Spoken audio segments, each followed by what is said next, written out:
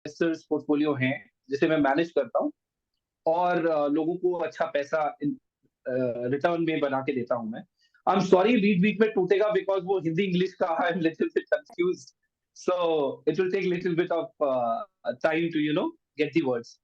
सो मेरे पास 10 साल में, पिछले 10 सालों में मैंने ये सीखा है कि ये निवेश ही एकमात्र ऐसा तरीका है जिसके माध्यम से आप अपनी लाइफ के सारे गोल्स को अचीव कर सकते हैं।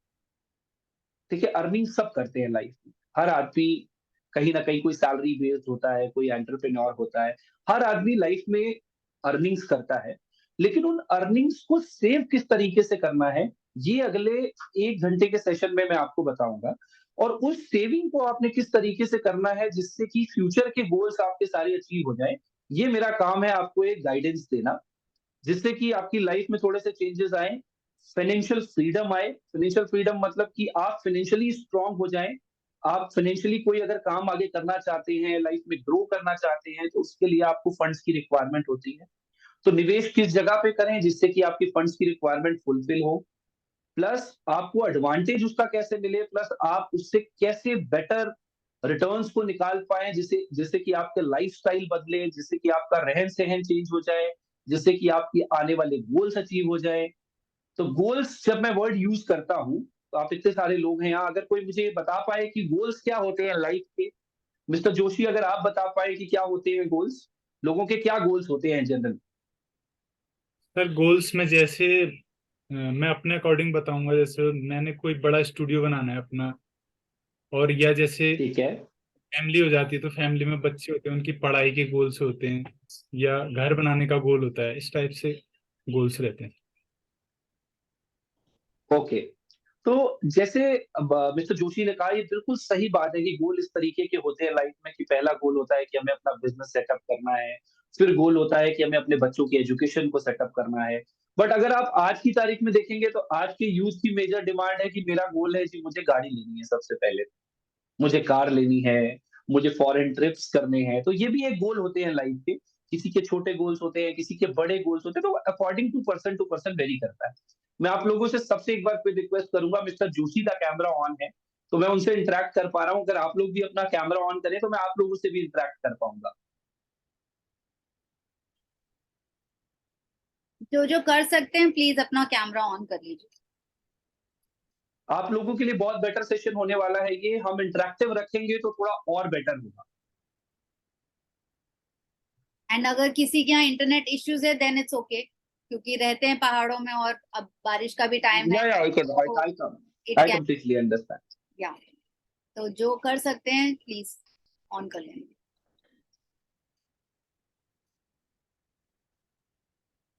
हाँ, देवेंद्र देवेंद्र जी, क्या नेटवर्क। नेटवर्क इशू है?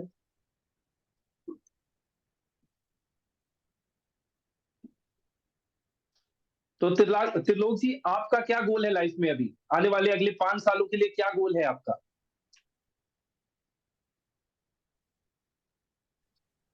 सर अभी सर इसके साथ कंटिन्यू करूंगा सर, उसके बाद मैं सर रेस्टोरेंट का भी शुरू करूंगा इसमें सर। इसमें और तो कुछ नहीं सर, अभी सोच रहा है इस बारे में। जी। अच्छा, इस बारे में कभी नहीं सोचा है। ठीक है। एक साइंस कहती है, एक साइंस कहती है, ये साइंस का एक्सपेरिमेंट है, कि साइंस कहती है कि जिस चीज को आप अपनी पेपर पे लिख लेते हैं ना, उस चीज के अचीव होने के चांसेस 85% टू 90% हो जाते हैं लाइफ। तो अगर आप लोगों का लाइफ में कोई गोल है और आप उस गोल को अपने पास नोट डाउन करके रखते हैं, लिख के रखते हैं, और अपना उस तरीके का पाथ बनाते हैं कि मैंने इसको कैसे अचीव करना है, तो एक साइंस कहता है कि सबसे जल्दी आप उसे अचीव कर सकते हैं। इलॉन मस्क का नाम सबने सुना होगा यहाँ पे, इलॉन मस्क को तो सब जानते हैं, टेस्ला के ओनर जो हैं। Yes sir. जी। तो इलॉन मस्क का एक बड़ा अच्छा सा कोट है त्रिलोक जी, कि अगर आप पहले अपना एक कागज और एक कलम लें और अपने 10 साल के गोल्स को उसके ऊपर लिख दें कि मैंने अगले 10 साल में लाइफ में ये करना है, और फिर सोचें कि मैं इसको 1 साल में पूरा कैसे कर सकता हूं। तो जब भी आप इस तरीके की प्लानिंग करेंगे तो आपकी जो 10 साल की चीज है वो जल्दी से जल्दी अचीव होने में आपको हेल्प करेगी। अभी कोई मुझे बता सकता है कि इंडिया की फाइनेंस मिनिस्टर का क्या नाम है? क्या नाम है मिस्टर जोशी फाइनेंस मिनिस्टर का?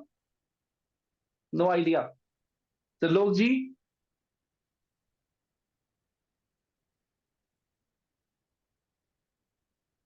गोकुल ने आंसर दिया है। गोकुल जी ने रिप्लाई दी। हम्म, हाँ गोकुल जी बिल्कुल सही है आप। निर्मला सीतारमन। काफी सारे रिफॉर्म्स हो रहे हैं इंडिया के अंदर, और इंडिया एक ऐसी इकोनॉमी है, ऐसी कंट्री है कि आप लोगों को प्राउड होना चाहिए कि आप इसका पार्ट है। पूरा देश आज इंडिया की तरफ देख रहा है। अगले 15-20 साल इंडिया में इतनी अपॉर्चुनिटी है हर फील्ड में, not in a single field, her field के अंदर इंडिया में इतनी अपॉर्चुनिटी है कि आप उसे इनकैश करके अपनी सारी इच्छाओं को, सारे गोल्स को अचीव कर सकते हैं। और यूथ जो है वो मेजर पार्ट ऑफ है इस इकोनॉमी ग्रोथ का, बिकॉज इंडिया के पास जो यूथ की पावर है वो पूरे वर्ल्ड में किसी के पास नहीं। अभी हम आगे बढ़ेंगे, हम स्लाइड्स पे बात करेंगे तो हमें समझ आएगा कि यूथ कितना इंपॉर्टेंट रोल प्ले करता है। इसीलिए मैंने कहा कि आप लोगों को सबसे पहले बधाई, क्योंकि आप लोग ये हैं जिसने आज इंडिया को एक स्टार्टअप हब बनाया है, जो हम 51 कंट्रीज में से चौथे नंबर पे आ गए हैं। और वो दिन भी दूर नहीं है जब हम इसमें भी लीड करेंगे, हम भी इसमें भी नंबर 1 पे होंगे। अभी पीछे अगर आप लोगों को याद हो तो एक बड़ी अच्छी न्यूज आई थी, हर पेपर में छप रहा था कि हमारे ऊपर 200 साल से राज करने वाले जो ग्रेट ब्रिटेन था, जिन अंग्रेजों ने हमारे ऊपर राज किया, उस इकोनॉमी को बीट करके India has become the 5th largest economy in the world. 5वीं सबसे बड़ी अर्थव्यवस्था बन चुका है इंडिया। ये पता है आप लोगों को? अगर चैट में ही आंसर दें आप, ऐसी कोई न्यूज आप लोगों ने पढ़ी हो?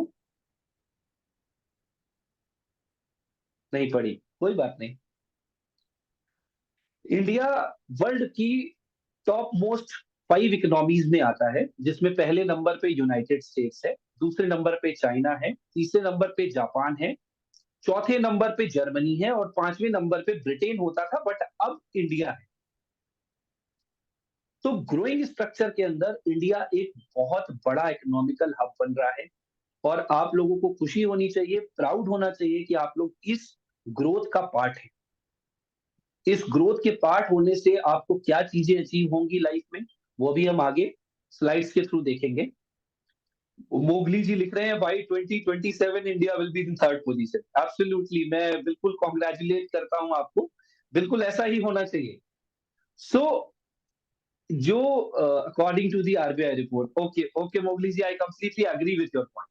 सो इंडिया जिस तरीके से ग्रो कर रहा है, जिस तरीके से लोगों के पास पैसा आ रहा है, पहले अगर आप 2000 कोविड के टाइम की हम बात करें या 2021-2022 की हम बात करें, उस टाइम पे लोगों के पास एक एवरेज इनकम होती थी, जिसे पर कैपिटा इनकम बोलते हैं, कि नॉर्मल आदमी इतना पैसा कमाता ही कमाता था हिंदुस्तान में। आज की तारीख में हमारी per capita income is close to 99,000 rupees per person, जो कि 77,000 रुपीज होती थी आज से 2 साल। तो ये हमारी पर कैपिटा इनकम बहुत अच्छे से ग्रो हुई है। और according to the RBI reports, जैसा कि अभी गोकुल जी ने कहा था, if I am not wrong, so RBI की रिपोर्ट्स के अकॉर्डिंग ये पर कैपिटा इनकम अगले 5 सालों में 5 गुना ज्यादा हो जाएगी। मतलब 5 लाख रुपए पर महीना, सॉरी 5 लाख रुपए पर पर्सन की नॉर्मल इनकम होगी 1 साल। तो हमारी ग्रोथ के चांसेस बहुत अच्छे हैं। पैसा हमारे पास आ रहा है, हम उस पैसे को यूज करके कैसे आगे बढ़ सकते हैं, उसके बारे में हम बात करेंगे। तो Shambhavi ji, can you please on the presentation of mine if it is possible? या श्योर।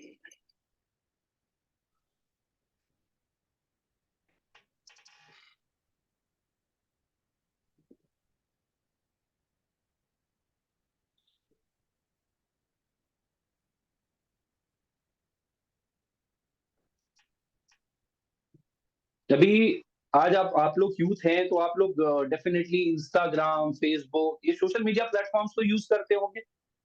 तो आजकल सोशल मीडिया पे बड़ी बातें होती हैं कि सर BMW इंडिया आ गया, एप्पल इंडिया आ गया, या और कंपनीज इंडिया आ रही हैं। इंडिया आ रही हैं क्योंकि उन्हें इंडिया में फ्यूचर दिखाई दे रहा है।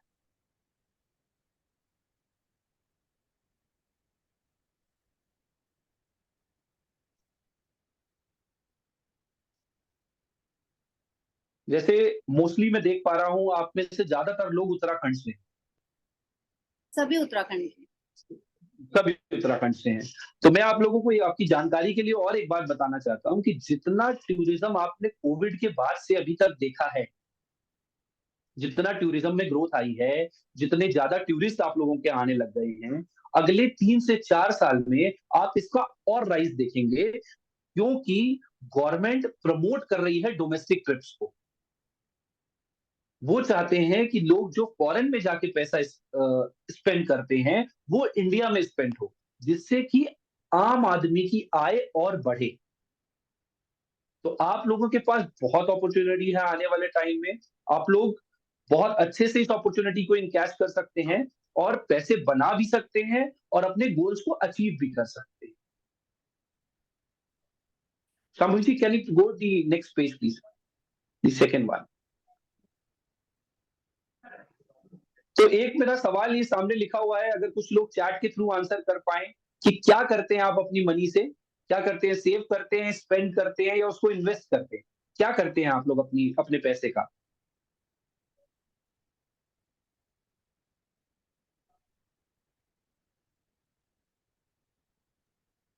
ऑल करते हैं नवीन चंद्रा जी, वेरी गुड। और कोई? जो बोल के बताना चाहते हैं वो भी बोल सकते हैं अनम्यूट करके। ऑल, देवेंद्र जी ऑल, वेरी गुड।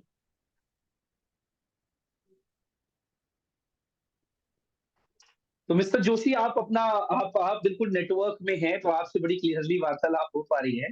तो मिस्टर जोशी आप मुझे बताएं, आपने लिखा में ऑल करते हैं, सेव भी करते हैं, स्पेंड भी करते हैं, इन्वेस्ट भी करते हैं, तो सेव और इन्वेस्ट में क्या फर्क नजर आता है आपको?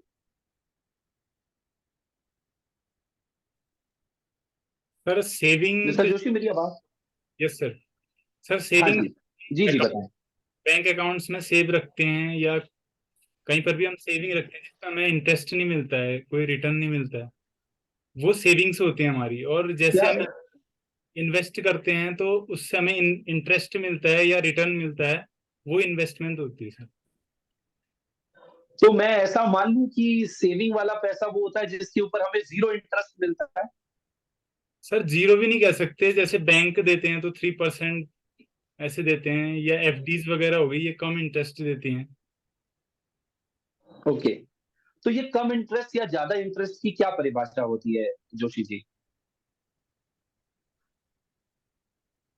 सर इतना ज्यादा डीपली तो नहीं मालूम। बहुत बढ़िया, लेकिन फिर भी आपको मालूम है, ये बहुत अच्छी बात है, क्योंकि ये एक ऐसा टॉपिक है जिसे आप बड़े से बड़े इंडस्ट्रियलिस्ट से बात करेंगे तो सेव और इन्वेस्ट में उनको भी समझ नहीं आता कि हम एग्जैक्टली कर क्या रहे हैं, कि सेव और इन्वेस्ट दो वर्ड अलग कैसे हैं। Yes sir. और कोई बताना चाहे कि सेव या इन्वेस्ट में क्या, जैसे सब लोगों ने लिखा कि ऑल हम सारा काम करते हैं, तो सेव और इन्वेस्ट को वो अलग अलग किस तरीके से करते हैं? आप अब देखिए, सेव के उस पे गुल्लक बनी हुई है, एक पिगी बैंक सा बना हुआ है, और इन्वेस्ट में एक प्लांट बना हुआ है, पैसों का पेड़।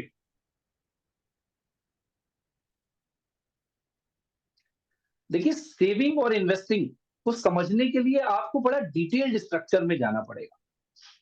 अभी रिसेंट दिनों की बात है कि बड़ा एक शोर मच रहा था कि इन्फ्लेशन बड़ा हाई हो गया। आपने सुना ये वर्ड सब लोगों ने? Yes sir. आप लोग अगर रिप्लाई करते रहेंगे थोड़ा सा चैट पे भी, तो मुझे इजी रहेगा आप लोगों को समझ पाना कि आप लोग वहां तक पहुंच पा रहे हैं या नहीं पहुंच पा रहे, तो मैं उसे और इलैबोरेट करने की कोशिश करूंगा जिससे कि आपको बात पूरी समझ में आए। Yes sir. Yes Amit ji कह रहे हैं यस सर, इन्फ्लेशन समझ पा रहे हैं। और लोग भी इन्फ्लेशन समझ पाते हैं, इन्फ्लेशन क्या है? Yes sir. तो लोग जी भी समझ पाते हैं, ओके, बहुत बढ़िया।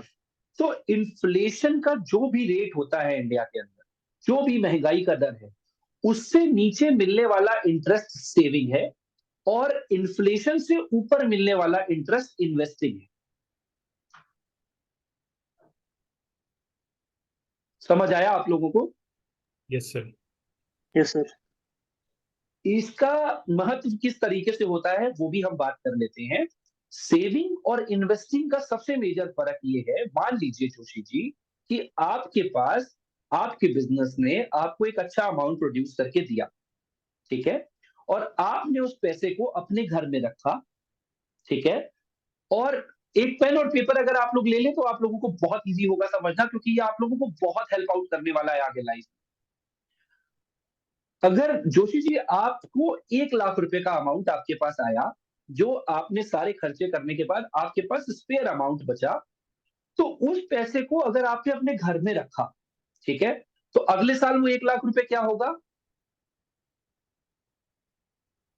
कम हो जाएगा सर। 1 लाख नहीं, कम तो नहीं होगा जोशी जी, 1 लाख का तो 1 लाख ही रहेगा। Yes, आप घर में उसको रखेंगे तो 1 लाख का 1 लाख ही रहेगा, रहेगा। राइट? लेकिन आप जो आज सामान 1 लाख रुपए में खरीद सकते हैं, अगले साल वो 1,07,000 रुपए में सामान मिले, क्योंकि 7% के करीब हमारा इन्फ्लेशन रेट आज की तारीख में है, ठीक है, तो आपके पैसे की वैल्यू डेप्रिशिएट हो जाती है। Shambhav ji, can you move to the next slide please?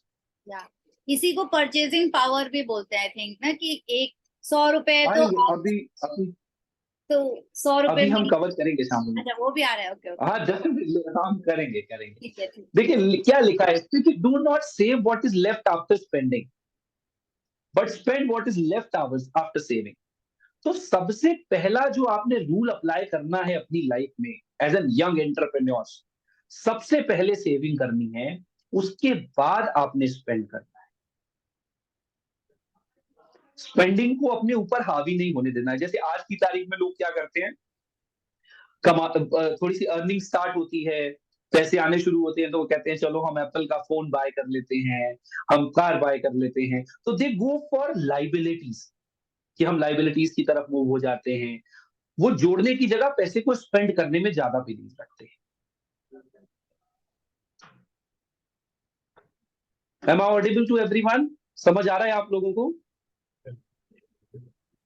Yes sir. तो ये आप लोगों को स्लाइड दिख रही होगी, इसमें बड़ा क्लियर सा लिखा है, do not save what is left after spending but spend what is left after saving. नीचे लिखा है वॉरेन बफेट। कोई जानता है वॉरेन बफेट कौन है? Yes sir. आप लोग जानते हैं वॉरेन बफेट को? Yes sir.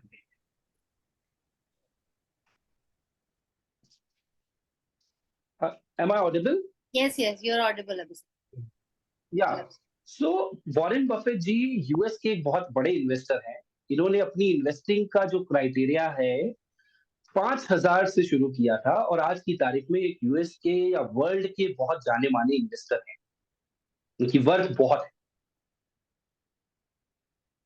सो आप लोगों को भी प्लानिंग ऐसे ही करनी है कि छोटे छोटे अमाउंट की सेविंग्स को स्टार्ट करके अपने फ्यूचर गोल पे स्टिक होके आपने उसको अचीव करना है। जैसे कुछ लोगों ने बताया कि मुझे रेस्टोरेंट खोलना है, जोशी जी ने बताया कि मुझे स्टूडियो खोलना है। तो स्टूडियो खोलने के लिए आपको अपना पैसा तो लगेगा ही, उसके ऊपर जो इन्वेस्ट करके रिटर्न्स आपको मिलेंगे वो भी आपको हेल्प करेंगे आपका स्टूडियो सेटअप करने। Can we move to the next slide please? ये this we have done inflation. Next one. ये हमने जो बात करी कि आज की तारीख में जोशी जी, जैसा मैंने आपको बताया कि आप अपने घर में अगर 1 लाख रुपए रख लेते हैं, तो आज के जो 30,000 रुपए आप रख लेंगे वो 20 साल बाद 80,000 रुपए होंगे, और 5 साल बाद वो 40,000 रुपए होंगे। अभी इंडिया का इन्फ्लेशन रेट 7% के करीब है। इस इन्फ्लेशन रेट को हमने 5% से लिया है। तो आज अगर 30,000 रुपए आपके पास हैं और आप उसे इन्वेस्ट नहीं करते हैं, तो आपकी जो परचेजिंग पावर है वो 10,000 रुपए से कम हो जाएगी अगले 5 साल बाद। यस ठीक है सर। जोशी जी, अब तो क्लियर हो गया आपको कि सेविंग और इन्वेस्टिंग में क्या फर्क है? Yes sir. ठीक है, we will move to the next slide Shambhavi. ये उल्टा कैलकुलेशन है उसी का। Next one. ये कोट है, it is again the Warren Buffett quote, is never depend on single income, make an investment to create a second source. तो आप लोग इस पे बड़ा एक इंटरेस्टिंग टॉपिक है ये, कि never depend on second income means कि आपको एक इनकम पे डिपेंड नहीं रहना। अभी 2020 में कोविड टाइम का किसको याद है कि कोविड टाइम्स में क्या क्या हुआ था? बहुत सारे लोगों ने बहुत पेन देखा है। आप लोग अगर मैसेज में रिवर्ट कर पाए थोड़ा सा। इनफैक्ट बहुत सारे लोग इसमें वो भी हैं जिन्होंने कोविड टाइम पे अपना बिजनेस भी शुरू किया, तो ओह वेरी गुड। लेना शुरू किया था उस वक्त जब सबसे थोड़ा सा मेरे ख्याल से शाम्भवी, मेरे ख्याल से थोड़ा सा हेजिटेशन है। अमित जी का रिप्लाई आया, इनकम बंद हो गई। और कोई?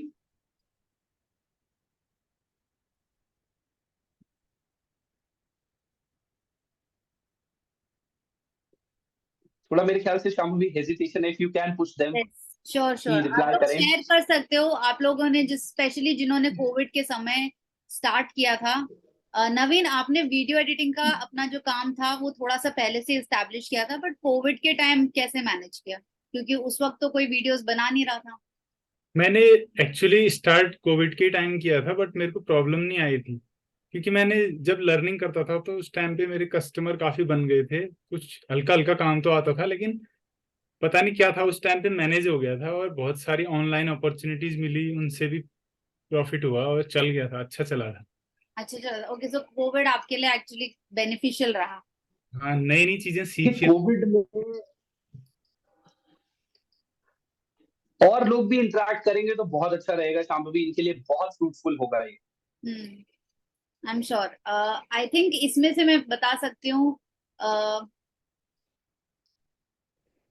और किसने, आई थिंक प्रिया भी बता सकती हैं उन्होंने कोविड के टाइम कैसे मैनेज किया, क्योंकि वो हमारी थोड़ी पुराने छात्रों में से हैं। प्रिया। अमित जी लिख रहे हैं सेविंग स्पेंड करनी पड़ी थी। प्रिया आपको आवाज आ रही है? एक्चुअली अभी बारिश हो रही है तो इसलिए नेटवर्क बहुत लोगों के अच्छे नहीं चल रहे हैं, that is also problem. Devinder also started in 21 just after COVID। चलिए, नो प्रॉब्लम। अब हम इसको ध्यान से समझते हैं कि एग्जैक्टली ये कहना क्या चाह रहे हैं। ये कहना चाह रहे हैं कि आप लोग सिंगल इनकम के ऊपर डिपेंडेंट थे। जैसे अब जनरल अगर आप बात करेंगे मेट्रो सिटीज की, जहां पे लोग इनकम करते हैं, जिनकी अच्छी इनकम पैकेजेस होते हैं, और इस क्लियर नहीं आ रही है प्रिया जी को। So Priya ji, may be there might be some network issue, because यहाँ तो सब लोग ऑडिबल हैं और बिल्कुल क्लियर वॉइस आ रही है। सो मोस्टली अगर आप देखेंगे कोविड टाइम्स पे उन लोगों को सबसे ज्यादा ट्रबल हुआ जिनके पास ईएमआई का बर्डन बहुत ज्यादा और सेविंग्स जीरो थे। वहां पे बहुत बर्डन हुआ।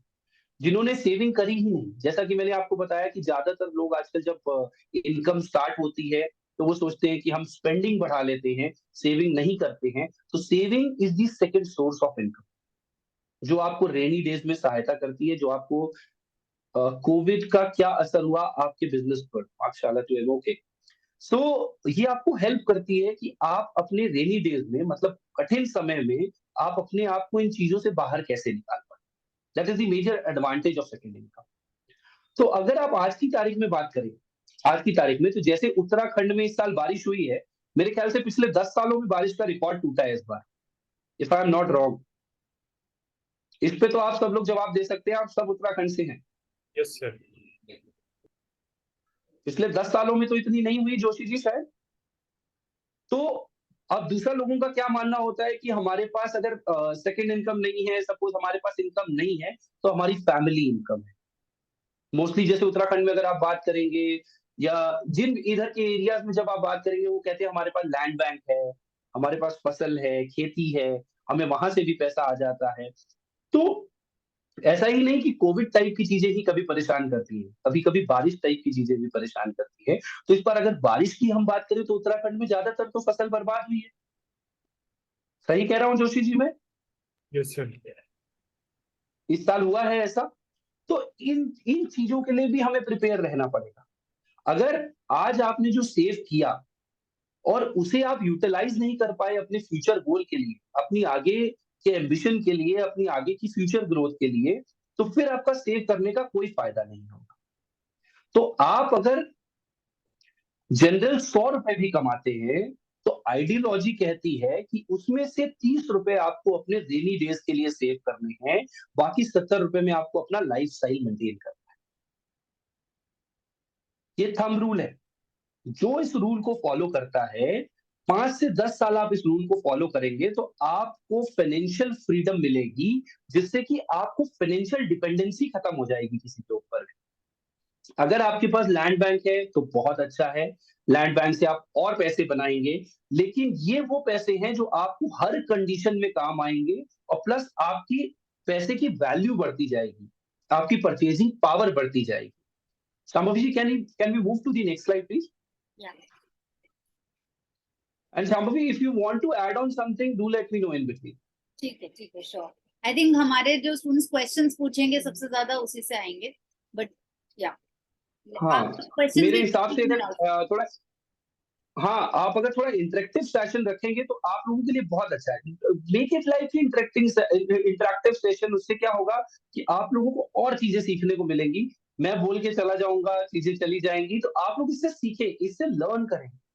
अगला 1 घंटा अपने फाइनेंस पे लगाएं, अपने गोल्स पे लगाएं, अपने फ्यूचर पे लगाएं, क्योंकि ये वो चीज है जिससे आप अपनी फ्यूचर गोल्स को बहुत तेजी से अचीव कर सकते हैं। जो प्लान आपका अगले 5 साल में अचीव करने का है, शायद वो अगले 3 साल में ही कर लेना, ऐसा भी होता है। तो ये नेक्स्ट स्लाइड में हम जैसा देख रहे हैं कि गोल बेस्ड इन्वेस्टिंग, किसी को घर चाहिए, किसी को घूमना है, किसी को गाड़ी चाहिए, किसी को रिटायरमेंट है, किसी को कोई डिग्री करनी है, या किसी को फैमिली प्लानिंग करनी है, तो this we have already discussed. Can we move to the next slide, Shamli ji? And I think ऐसा बहुत कम होता है कि हमारे पास कोई नॉलेजेबल पर्सन होता है फाइनेंस के मैटर में कि हम उनसे जाके पूछ सकते हैं। तो आप लोगों के पास ये एक अपॉर्चुनिटी है, क्योंकि कुछ लोग बिजनेस स्टार्ट कर रहे हैं, कुछ लोग अपना सेकंड बिजनेस स्टार्ट कर रहे हैं, और कुछ लोग ऐसे हैं जिनको बहुत सारी लायबिलिटीज ऑलरेडी हैं। तो इन तीनों चीजों के बीच में आपको कैसे बांटना है अपना समय और अपना जो सेविंग्स और इन्वेस्टमेंट और स्पेंडिंग का जो रेशियो है, वो आप प्रॉपरली तभी कर सकते हैं जब आपको सही एडवाइस मिले। तो यही एक अपॉर्चुनिटी है कि आप उस तरह के जो सवाल हैं कि मुझे 1 साल क्या करना चाहिए, नेक्स्ट ईयर कैसे प्लानिंग करनी चाहिए, कोई भी क्वेश्चंस है उससे रिलेटेड या कोई और भी रिलेटेड है कि क्या बेस्ट है मुझे इस स्टेज में कि कहाँ सेविंग करनी है और कहाँ पे इन्वेस्टमेंट करना है, इस तरह के भी कोई सवाल है, या कोई फाइनेंशियल इंस्ट्रूमेंट्स जिनके बारे में आपने सुना हो पर पता नहीं है, आप शेयर कर सकते हैं। यही एक चांस है आप लोगों के पास। सो या प्लीज गो अहेड। देखिए, we have got this slide, इसमें बड़ा क्लियरली मेंशन है कि what are the various option of investments। तो वेरियस ऑप्शन ऑफ इन्वेस्टमेंट में जाने से पहले हम ये समझते हैं कि इन्वेस्टमेंट एक्चुअल में क्या होती है। इन्वेस्टमेंट 2 तरीके की होती है। एक होती है इन्वेस्टमेंट जिसमें मेरा पैसा मुझे कभी भी मिल जाता है, और एक होती है इन्वेस्टमेंट जिसमें मेरा पैसा मुझे कुछ सालों बाद मिलता है, जो फिक्स नहीं होता कि मुझे तुरंत जरूरत होगी तो मुझे तुरंत मिल जाएगी। Am I right? Yes sir. Yes, sir. जैसे गोल्ड के बारे में आप में से ज्यादातर लोगों को पता होगा कि गोल्ड क्या होता है, तो हम एक एक करके इसको कवर करेंगे और बहुत ब्रीफली डिस्कस करेंगे इसके बारे में। आप सब लोगों को पता होगा कि गोल्ड क्या होता है, तो यस सर। आप लोग प्लीज मुझे चैट में रिप्लाई करें कि गोल्ड इन्वेस्टमेंट होती है या क्या होता है। गोल्ड से आप लोग क्या समझते हैं, गोल्ड से क्या होता है एग्जैक्टली गोल्ड?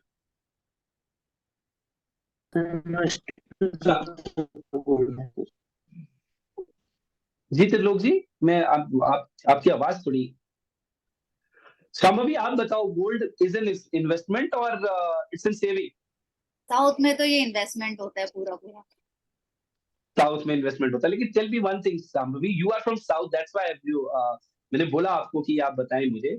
तो शांभवी मुझे एक बात बताओ, आपने लाइफ में कभी भी सुना है कि हम अपने इस गोल को अचीव करते हैं और अपने घर का गोल्ड बेच देते हैं चल के?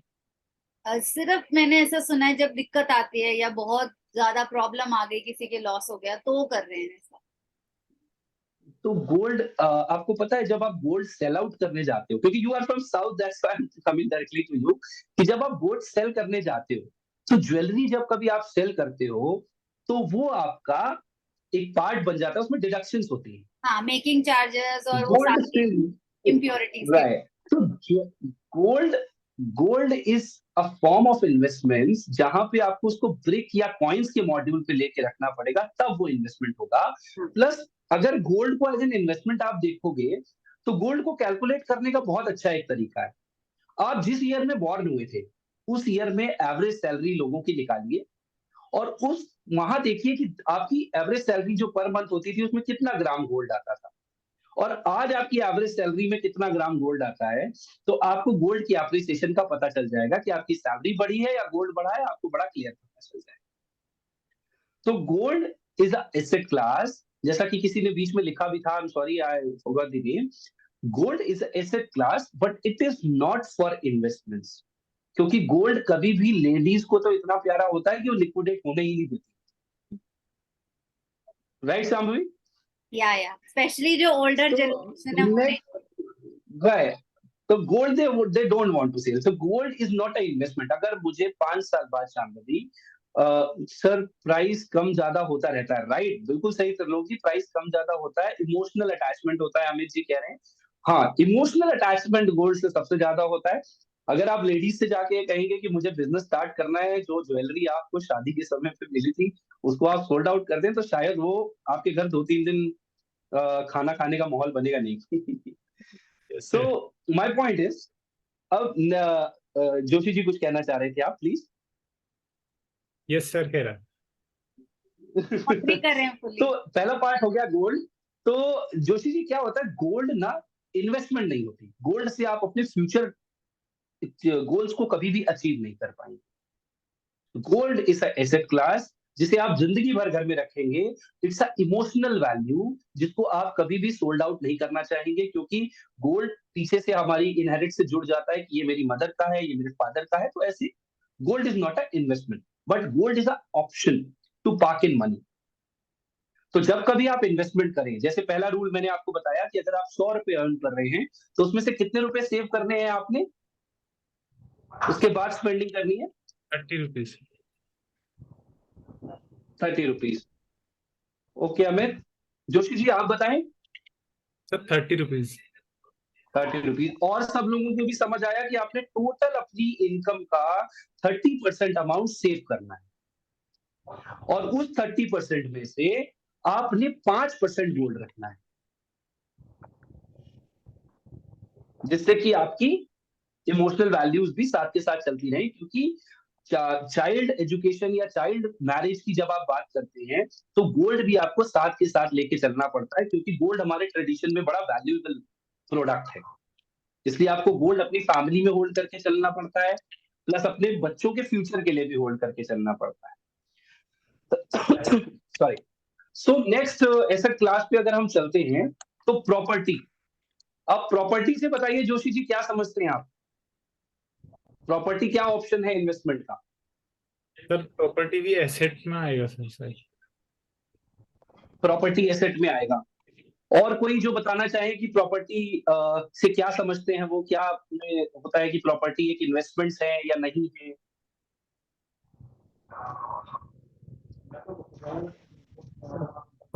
जिनको जो जिनकी आवाज नहीं आ रही है वो मैसेज कर सकते हैं, वो चैट बॉक्स में लिख सकते हैं, जिनको नेटवर्क का इशू है।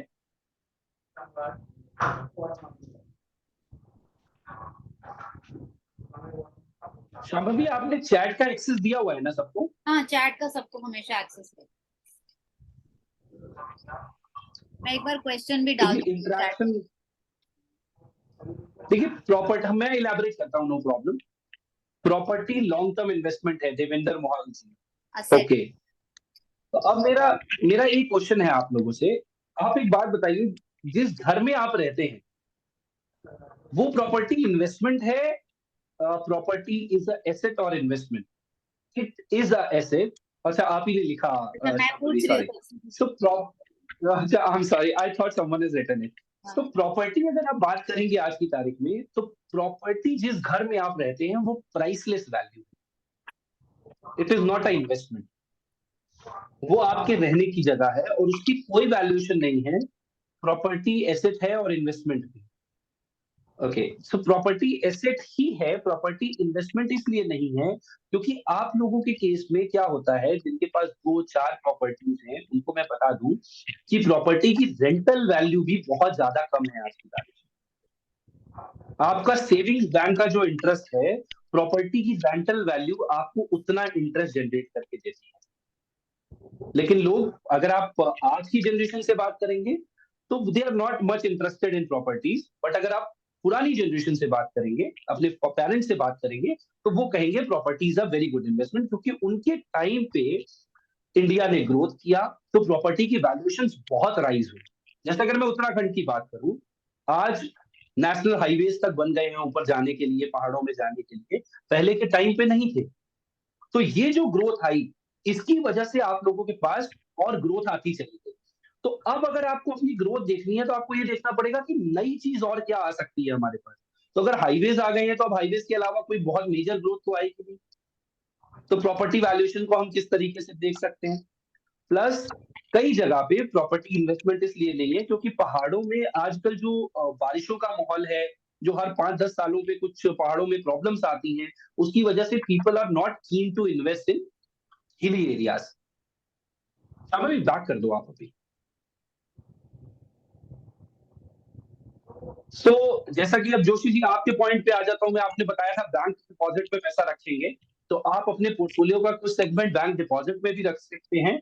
बैंक डिपॉजिट वो होता है जो सबसे सेफर गारंटी होती है आपके पास कि कभी भी आपको पैसे चाहिए तो ये इमीडिएटली विड्रॉ होकर आपको मिल जाते हैं।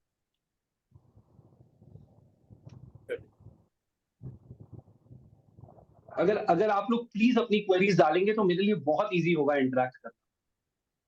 आई थिंक मुकुल जो है वो इन चीजों के साथ थोड़ा सा प्ले करते हैं, stocks, bonds. I think Mukul के पास तो कुछ क्वेश्चंस होने चाहिए इससे रिलेटेड, और काफी वो इंटरेस्ट भी शो करते हैं रिस्क रिलेटेड चीजों पे। मुकुल, आवाज आ रही है अभी? हाँ जी मैम, आ रही है। तो आई एम तो क्यूरियस। मुकुल प्लीज आप अपना एक्सपीरियंस शेयर करें। मुकुल, ये सारी चीजें जो आप स्क्रीन पे देख रहे हैं, इन चीजों पे थोड़ा सा आप बताएं हमें कि आपने इनमें से किन किन चीजों के साथ इन्वेस्टमेंट शुरू करी, क्या आपका रिकॉर्ड, पास्ट परफॉर्मेंस का रिकॉर्ड रहा, क्या आपका एक्सपीरियंस रहा इन्वेस्टमेंट्स करके। मैंने इसका इन्वेस्टमेंट स्टार्ट करी थी कोविड के बाद स्टार्ट करी थी।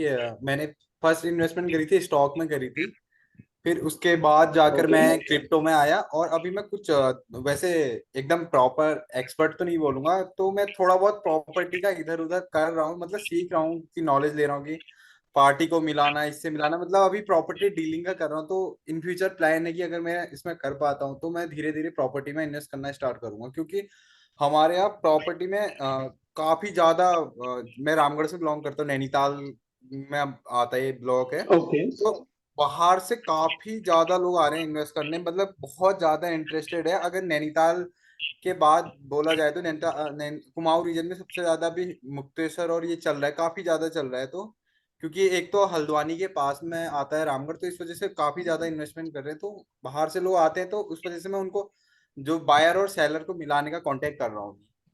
तो मुकुल जी, मुझे आप एक बात बताएं, आपने कभी स्टॉक्स या प्रॉपर्टी के अलावा कभी बैंक डिपॉजिट्स, म्यूचुअल फंड, इन पे कुछ रिसर्च किया है या इनमें नहीं, कभी मैंने इन्वेस्टमेंट्स थोड़ा करे बहुत हैं आप? म्यूचुअल फंड्स में करा है, और म्यूचुअल फंड्स में किया और क्रिप्टो में किया है। अच्छा, क्रिप्टो में तो मेरे ख्याल से मुकुल जी अभी तो पैसा स्टक होगा। हाँ, अभी तो बहुत ज्यादा, मतलब पूरा लॉस, मतलब ऑलमोस्ट 90% डिप है। देखिए, मैं आपको एक बड़ी अच्छी सी चीज बताता हूँ। यहाँ पे ये जो सारी चीजें लिखी है ना, प्रॉपर्टी हो गई, म्यूचुअल फंड हो गया, बैंक डिपॉजिट हो गया, बॉन्ड हो गया, यहाँ पे क्रिप्टो इसलिए रिटर्न नहीं है क्योंकि क्रिप्टो की कोई गवर्निंग बॉडी नहीं है इंडिया के अंदर। हाँ हाँ, ये तो जैसे म्यूचुअल फंड की अगर हम बात करें तो म्यूचुअल फंड की सेबी गवर्निंग बॉडी है, security and exchange board of India. Gold के पीछे तो सोवरेन गोल्ड है, गवर्नमेंट ही पीछे होती है। प्रॉपर्टी में रेरा है, इंश्योरेंस में आईआरडीए है, बैंक डिपॉजिट्स और बॉन्ड्स में आरबीआई है, और स्टॉक्स में अगेन सेबी है। तो क्रिप्टो की कोई गवर्निंग बॉडी नहीं है इंडिया में, और जिस चीज की गवर्निंग बॉडी नहीं होती है वो सबसे रिस्कीएस्ट इन्वेस्टमेंट होती है पूरे वर्ल्ड में।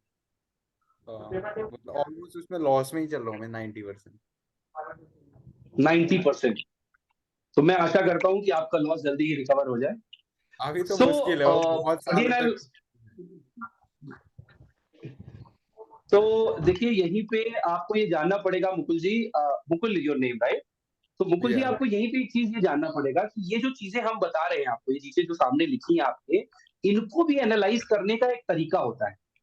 अभी मैं वो भी सिखाता हूं आपको कि आप लोगों ने कैसे उस तरीके को यूज करना है। Shambhavi ji, can be please open the risk profiling form here?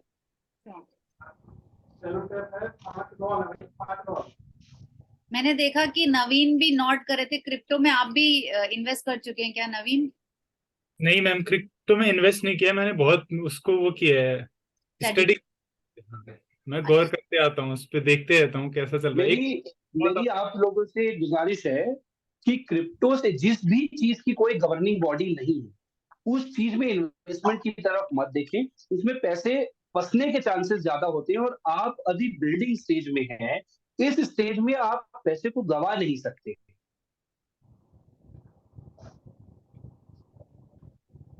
तो ये फॉर्म सबको ऑडिबल है, दिख रहा है? Am I audible and this form is clear to everyone? दिख रहा है सब कुछ स्क्रीन पे? Yes sir.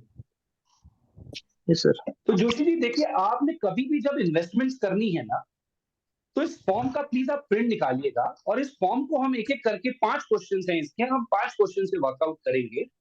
तो नवीन जी आप ही आंसर कीजिए कि आपकी जो इन्वेस्टमेंट है इस टाइम पे, वो इस टाइम पे सबसे ज्यादा कहाँ है? जो लिक्विड फंड लिखा हुआ है, लिक्विड फंड का मतलब होता है सेविंग्स अकाउंट, मतलब आपके सेविंग बैंक में। दूसरा डेट फंड होता है, जो म्यूचुअल फंड की एक कैटेगरी होती है, डेट फंड, या फिर आपका बॉन्ड या किसी जगह पे पैसा है। तीसरा जो इक्विटी फंड होता है, इसका मतलब होता है म्यूचुअल फंड या स्टॉक्स। तो आपका पैसा इस टाइम इन तीनों चीजों में से अगर मैं देखूं तो कहाँ पे है, कहाँ रखते हैं आप पैसे को अपने? सर मेरा मैक्सिमम अमाउंट इक्विटी में है सर। मैं आपको मुकुल जी का ही एक फॉर्म मैं फिल कर रहा हूं, इसी के हिसाब से हम निकालेंगे और ये देखेंगे कि ये रिस्क प्रोफाइलिंग आप लोगों को वर्कआउट कैसे करती है चीजों को करने। ठीक है? और वो जो हमने एलोकेशन अभी देखा कि ये प्रोडक्ट्स हैं, उनमें डाइवर्सिफिकेशन हमें कैसे करना है, कैसे उसमें बांटना है कि कितने अमाउंट को हमें कहाँ रखना है। तो पहला जोशी जी ने आंसर दिया कि मेरा जो पैसा है वो इक्विटी में है सबसे ज्यादा, पहले ऑप्शन में। अब दूसरा क्वेश्चन पढ़ते हैं कि what factor is most important while choosing investment. तो आप जब कुछ इन्वेस्टमेंट का प्लान करते हैं तो सबसे पहला फैक्टर क्या देखते हैं आप? कि उसका रिटर्न जो है बहुत हाईएस्ट होना चाहिए, या मुझे वो रेगुलर इनकम दे दे कुछ, या कैपिटल का एप्रिसिएशन मतलब आपके पैसे की वैल्यू को बढ़ा दे, या सिर्फ रेगुलर इनकम दे दे, या मेरी कैपिटल को प्रोटेक्ट करे। इनमें से क्या देखते हैं आप मिस्टर जोशी इन्वेस्ट करने से पहले? सर सेकंड ऑप्शन ज्यादा इम्पोर्टेंट सर, रेगुलर इनकम और थोड़ा सा कैपिटल गेन। लेकिन यहाँ पे फिर मैं आपको करेक्ट करता हूँ मिस्टर जोशी, अगर आप इक्विटी की बात कर रहे हैं तो इक्विटी से तो रेगुलर इनकम इतनी जल्दी जनरेट नहीं होती। सर स्टॉक में भी है तो उससे थोड़ा सा डिविडेंड्स वगैरह आते तो हैं। स्टॉक में, ओके, चलिए वेरी गुड, आपने काउंटर क्वेश्चन किया, दैट इज वेरी गुड। तो तीसरे पे चलते हैं हम। आपका इनहेरिट साइजेबल अमाउंट है जो आपको अभी आपके फादर की तरफ से एक अमाउंट मिला है या आपके पेरेंट्स की तरफ से मिला है, तो आप उसको इन्वेस्ट कैसे करना चाहिए? क्या आप पूरा का पूरा पैसा इक्विटी में डाल देंगे, मतलब मार्केट लिंक चीजों में, शेयर बाजार लिंक चीजों में, या 50% आप शेयर बाजार की तरफ डालेंगे, 50% आप एफडी की तरफ डालेंगे जो फिक्स डिपॉजिट्स होते हैं, या आप पूरा का पूरा अमाउंट फिक्स डिपॉजिट्स में डालेंगे, या आप बैंक में अपने सेविंग अकाउंट में उस पैसे को रखेंगे? क्या करेंगे मिस्टर जोशी आप? Sir second option sir, 50% equities और 50% एफडी वगैरह। अगर आप लोगों को ये फॉर्म समझ आ रहा है तो प्लीज, और अगर किसी की कोई क्वेरी है तो प्लीज लिखें बीच में। अगर ये टर्म्स, समवन हैज दिस, अगर किसी को ये वर्ड्स नहीं समझ में आ रहे, जैसे इक्विटी है या म्यूचुअल फंड्स है, इट्स ओके, आप में पूछ सकते हैं। आप देखिए, अगर आप इसको समझेंगे ना, तो शांभवी मैं इस फॉर्म को इसीलिए एक्सप्लेन कर रहा हूँ और हम लाइव इस फॉर्म को इसीलिए भर रहे हैं कि हम रिस्क प्रोफाइलिंग एक्चुअल में सीख पाए कि रिस्क प्रोफाइलिंग होती क्या है। प्रोडक्ट्स हमें सबको पता है कि स्टॉक्स है, जैसे अभी एक स्टूडेंट ने आपके बीच में बताया कि क्रिप्टो है, प्रॉपर्टी है। हाँ, मैं ये कर रहा हूं, तो हम इस रिस्क प्रोफाइलिंग से ये निकाल के दे देंगे आपको वर्कआउट करके कि आपका रिस्क बिहेवियर कैसा है। मान लीजिए आपका संभावित रिस्क बिहेवियर 0 है और आप अपना पैसा इक्विटी में डाल रहे हैं, तो ये गलत है। आपके पास अगर पेशेंस नहीं है, आप दूसरे प्रोडक्ट में पैसा डाल रहे हैं, तो ये गलत। तो रिस्क प्रोफाइलिंग से आपकी गोल अचीवमेंट कैसे लिंक होती है कि आपको भी आगे पता चले। तो मैं क्वेश्चन इसीलिए बड़े आराम से एक एक क्वेश्चन ले रहा हूं और आप प्लीज इसको बिना हेजिटेशन के पूछिए। अगर कोई भी टर्म किसी को बीच में कुछ समझ नहीं आ रहा है या किसी को लग रहा है कि कोई टर्म गड़बड़ है या ऊपर नीचे है, तो आप प्लीज पूछिए। ठीक है जोशी जी, तो आगे बढ़ते हैं। अब चौथा क्वेश्चन है कि suppose you own an equity portfolio that has fallen bye 20% in 1 month, तो आपका रिएक्शन कैसा हो? जोशी जी क्वेश्चन पहुंच गया आपका? Yes sir. अगर आपके पास एक इक्विटी का पोर्टफोलियो, आपने बोला कि मेरी इक्विटी में बहुत इन्वेस्टमेंट है, मैं सपोज आपको एक एग्जांपल देता हूं कि आपके पास 1 करोड़ रुपए का अमाउंट था, ठीक है, और वो आपका पूरा का पूरा पैसा मार्केट लिंक प्रोडक्ट्स में लगा हुआ था, वेदर म्यूचुअल फंड या स्टॉक्स, ठीक है। अब वो पैसा पिछले 1 महीने में किसी कारणवश 20% नीचे आ गया, मतलब आपके 1 करोड़ की वैल्यू 80 लाख रुपए रह गई, यस। तो आपका क्या रिएक्शन होगा? आपके पास अभी पैसा है और पैसा है, तो आप क्या करेंगे? अभी इस पोर्टफोलियो में और पैसा लगाएंगे, या पूरा का पूरा पोर्टफोलियो ही चेंज कर देंगे, या आप अभी कुछ महीने के लिए वेट करेंगे कि रुक जाता हूं थोड़ा टाइम फिर देखूंगा क्या करना है, या इमीडिएटली आप कंजर्वेटिव मतलब एफडी की तरफ मूव कर जाएंगे कि मेरा पैसा सेफ रहे? सर मैं कुछ और करूंगा, लेकिन और वॉच भी करूंगा मार्केट को, लेकिन पूरा इन्वेस्ट क्या जो हाँ जी बताइए, फिर से बताएं। सर जैसे मेरे पास अभी इन्वेस्ट करने की कैपेसिटी जैसे, और जैसे 50,000 है, तो मैं उसमें से 10% या 20% का इन्वेस्ट करूंगा सर। और करेंगे इन्वेस्टमेंट्स? Yes sir.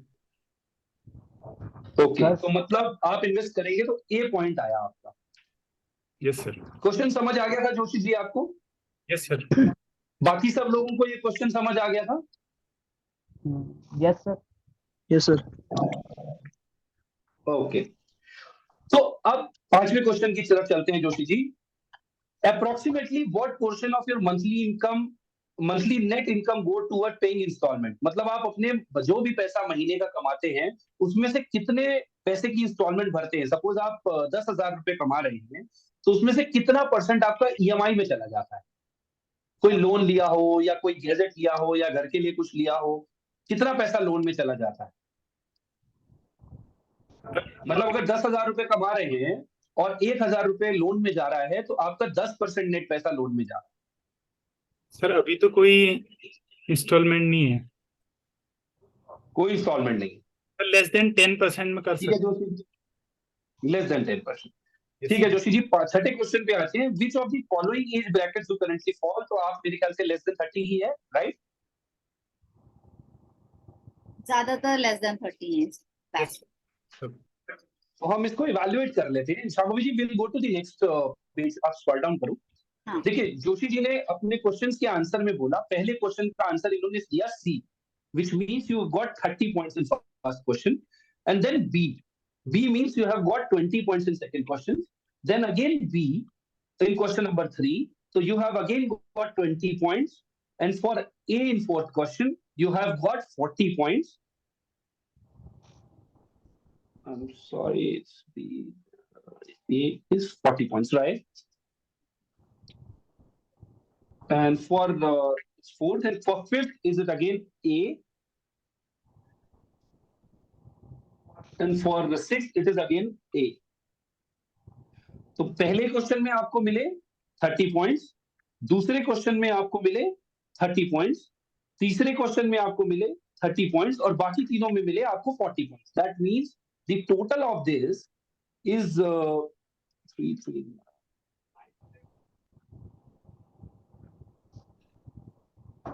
210, राइट?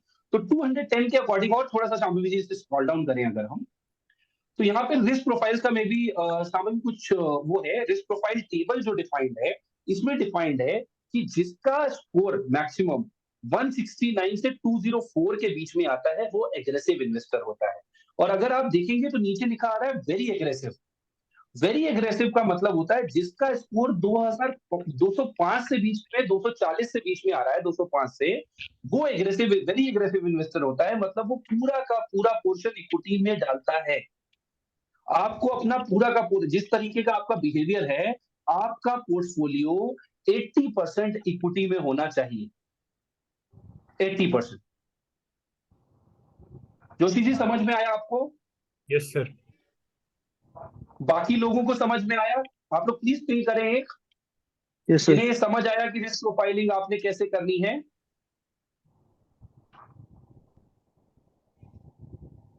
आप जब अपना टोटल करेंगे तो आपका टोटल जिस भी पैटर्न पे आएगा, अगर कंजर्वेटिव में आता है, देखिए सबसे पहला पॉइंट है वेरी कंजर्वेटिव। वेरी कंजर्वेटिव का मतलब होता है कि 80% पैसा आपका डेट में रहेगा। डेट मतलब फिक्स्ड इनकम या सेविंग्स या इस तरीके के इंस्ट्रूमेंट्स में। कंजर्वेटिव आता है तो कंजर्वेटिव का मतलब होगा कि आप 70-30 के रेशियो पे चल सकते हैं कि 70% डेट में रहेगा और 30% इक्विटी में रहेगा। सॉरी। मॉडरेट आता है तो मॉडरेट में आप 50-50 का डिवीजन कर सकते हैं। एग्रेसिव आएगा तो एग्रेसिव में आप 80-20 का डिवीजन कर सकते हैं या 75-25 का डिवीजन कर सकते हैं। और एग्रेसिव में 80 to 100% आप पोर्टफोलियो अपना जो इक्विटी में पार्क कर सकते हैं। ठीक है जोशी जी। तो शांभवी मैं यहाँ पे ऐड ऑन करता हूँ, ये जितने भी स्टूडेंट्स आपके ज्वाइन किया हुआ है जिन्होंने, इन्हें आप प्लीज ये फॉर्म भेजिएगा और आप लोग ये फॉर्म भर के अपने लिए एक्सरसाइज कीजिएगा। And I will share my contact details and mobile number on the chat box. और आपको अगर कोई भी हेल्प रिक्वायरमेंट हो मेरी साइड से तो आप प्लीज मुझे पिंग कीजिएगा। ठीक है। Now Shambhavi can we move towards that product slide please. Yeah sure.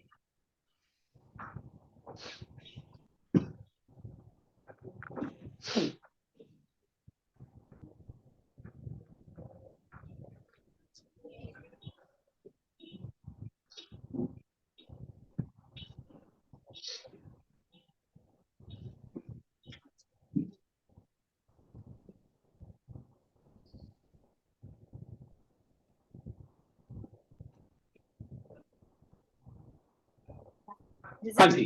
सो अब आप लोगों को ये पता चल गया होगा कि ये जो प्रोडक्ट कैटेगरी है हमने इसको डिवाइड किस तरीके से करा अपने पोर्टफोलियो में।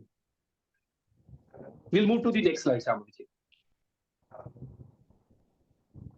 ये इन्वेस्टमेंट के कुछ पैरामीटर्स हैं, हम इन पे भी थोड़ा हाईलाइट कर लेते हैं। पहला लिखा है फाइट इन्फ्लेशन, जो हमने सबसे पहली स्लाइड में कवर किया था कि इन्वेस्टमेंट को इस तरीके से कीजिए कि आपका इन्फ्लेशन बीट हो जाए और आपको इनकम मिले जब आपको जरूरत हो, मतलब आपके रेनी डेज में आपको पैसा मिल जाए, और एक्सेसिबल और अनयूजेबल इन पार्ट्स रहे वो कहानी, और ग्रो इन वैल्यू, मतलब वैल्यू ग्रो करे और अप्रिशिएट भी हो, दोनों सिचुएशंस पे चले। और realisable at fair value means कि जब आपको जरूरत हो पैसे की तो आपको रिलीज कर पाए, रियलाइज कर पाए उस गेन को आप, और तुरंत निकाल के अपने हाथ में ले ले उस पैसे को।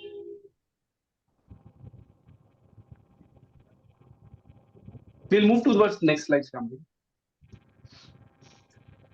This is asset allocation rate, जो अभी हमने रिस्क प्रोफाइलिंग जो सारी करी वो हमने इसलिए करी, जैसे हम खाना खाते हैं तो हमें कार्बोहाइड्रेट्स की भी जरूरत होती है, विटामिन भी चाहिए होते हैं, प्रोटीन्स भी चाहिए होते हैं।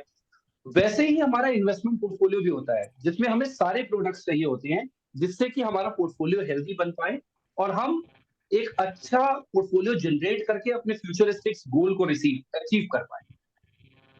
We'll move towards next slide, Shambhavi. Now comes the important topic, mutual funds. आप शामिल बैक ही कर दो, अभी आप म्यूचुअल फंड को अभी बैक ही कर दो, फ्रंट पेज पे रन राइट। सो आप लोग मुझे बताएं कितने लोग आप लोग म्यूचुअल फंड्स के बारे में कुछ जानते हैं या म्यूचुअल फंड से कुछ समझते हैं। हल्का हल्का हल्का हल्का जोशी जी, क्या समझते हैं म्यूचुअल फंड से, क्या होता है म्यूचुअल फंड। सर यही कि ये भी इन्वेस्टमेंट है, ये भी स्टॉक में इन्वेस्टमेंट करते हैं, लेकिन एक हमें ज्यादा सोचना नहीं पड़ता, खाली एक म्यूचुअल फंड हम चूज कर लेते हैं, बट ज्यादा डिटेल इंफॉर्मेशन नहीं है सर। स्टॉक्स में इन्वेस्ट करते हैं आप और म्यूचुअल फंड का डिटेल इंफॉर्मेशन नहीं। बहुत बढ़िया। और कोई।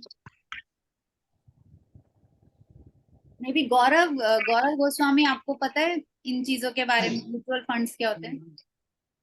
गौरव के बहुत सारे बिजनेसेस रह चुके हैं, सो इसलिए I am guessing that mutual funds, मैंने म्यूचुअल फंड्स नहीं गए हैं वैसे कभी, नहीं की। क्रिप्टो हाँ पता है थोड़ा बहुत कि मल्टी क्या कहते हैं, लॉन्ग टर्म इन्वेस्टमेंट है कि आपका डेली बेसिस मतलब मंथली बेसिस पे आप अमाउंट इन्वेस्ट करते जाओ, 2 4 5 साल या 10 साल 15 साल उसके लिए करें, तो लॉन्ग टर्म में अच्छा इन्वेस्टमेंट देता है। मैंने शेयर इक्विटी तो करा है पहले, लेकिन अब नहीं करता, अब कोई क्रिप्टो खुद ही करता हूँ। करा। हाँ। तो क्रिप्टो तो अभी हमने क्रिप्टो का पीछे किसी से जानकारी ली थी, वो कोई और थे शायद, हाँ वो तो मुकुल उन्होंने थे। बताया कि क्रिप्टो में तो उन्हें बहुत लॉस है।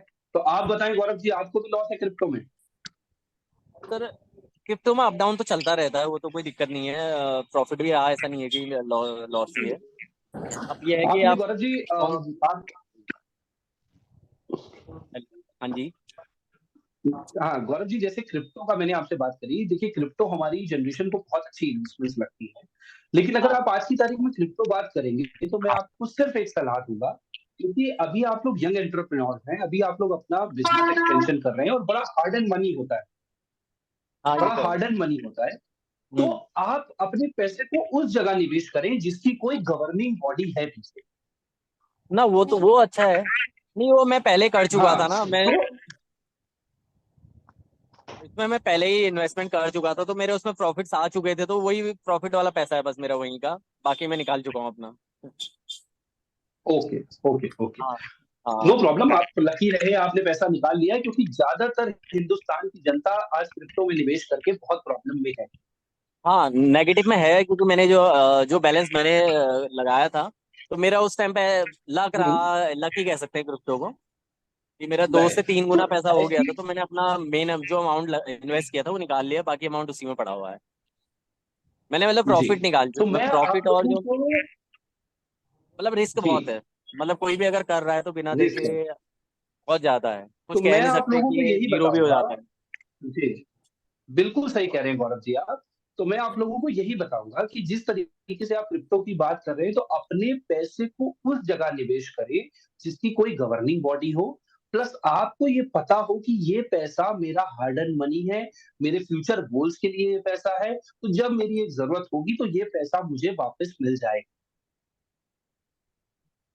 ठीक है। उस, उसके तो लिए हमें म्यूचुअल जैसे फंड की एसआईपी, और ये एसआईपी अच्छा है, और एनपीएस तो हाँ, सबको कराना चाहिए। देखिए एनपीएस तो मैं सबको देखिए सजेस्ट एसआईपी करूंगा जो कि सबने आप करा लीजिए। हाँ, बिल्कुल कवर करते हैं हम। एसआईपी और म्यूचुअल फंड जो है ना, आप दोनों को मिक्स कर रहे हैं। म्यूचुअल फंड अलग चीज है और हाँ नहीं, वो एसआईपी अलग क्या चीज है, है। म्यूचुअल फंड में इन्वेस्ट करने का एक माध्यम। हाँ एसआईपी जो है वो म्यूचुअल फंड में इन्वेस्ट करने का एक माध्यम है कि या मेरे पास देखिए, कोर्स क्या होता है, दो तरीके होते हैं इन्वेस्ट करने के कहीं किसी भी चीज में, कि या मैं एक बार में पैसा इन्वेस्ट कर दूं या मैं टुकड़े टुकड़े में पैसा इन्वेस्ट अब कर, राइट। हम लोग टुकड़े टुकड़ों में ही कर सकते हैं ना, वन टाइम तो हम कर नहीं सकते। हाँ, हमारे लिए तो एसआईपी ही हम इसकी सही है। बात करेंगे अभी। हाँ अभी हम बिल्कुल आएंगे एसआईपी पे, क्योंकि आप लोगों के लिए एसआईपी बहुत इंपॉर्टेंट है। आप लोगों के लिए इनफैक्ट हम कुछ एग्जांपल्स ऐसे भी देखेंगे कि एसआईपी से कैसे पैसा बनता है और कैसे हम एसआईपी के पैसे को ग्रो करा सकते हैं। अब गौरव जी, आपको काफी नॉलेज है, तो एक क्वेश्चन का आंसर आप भी करें इस बार। म्यूचुअल फंड्स में जाने से पहले आप मुझे बता सकते हैं कोई आप में से कि मेडिकल इन्फ्लेशन या एजुकेशन इन्फ्लेशन का क्या रेट है इंडिया में? जैसे नॉर्मल इन्फ्लेशन में हमने बात करी थी कि 100 रुपए आज आपके पास है, तो जो चीज 100 रुपए की आती है अगले साल 107 रुपए की आएगी। तो अगर जो इलाज आज 100 रुपए का होता है वो अगले साल कितने रुपए का इलाज होगा? ऐसा कुछ आइडिया है किसी को? आई थिंक 24 है, 25 ऐसे कुछ है।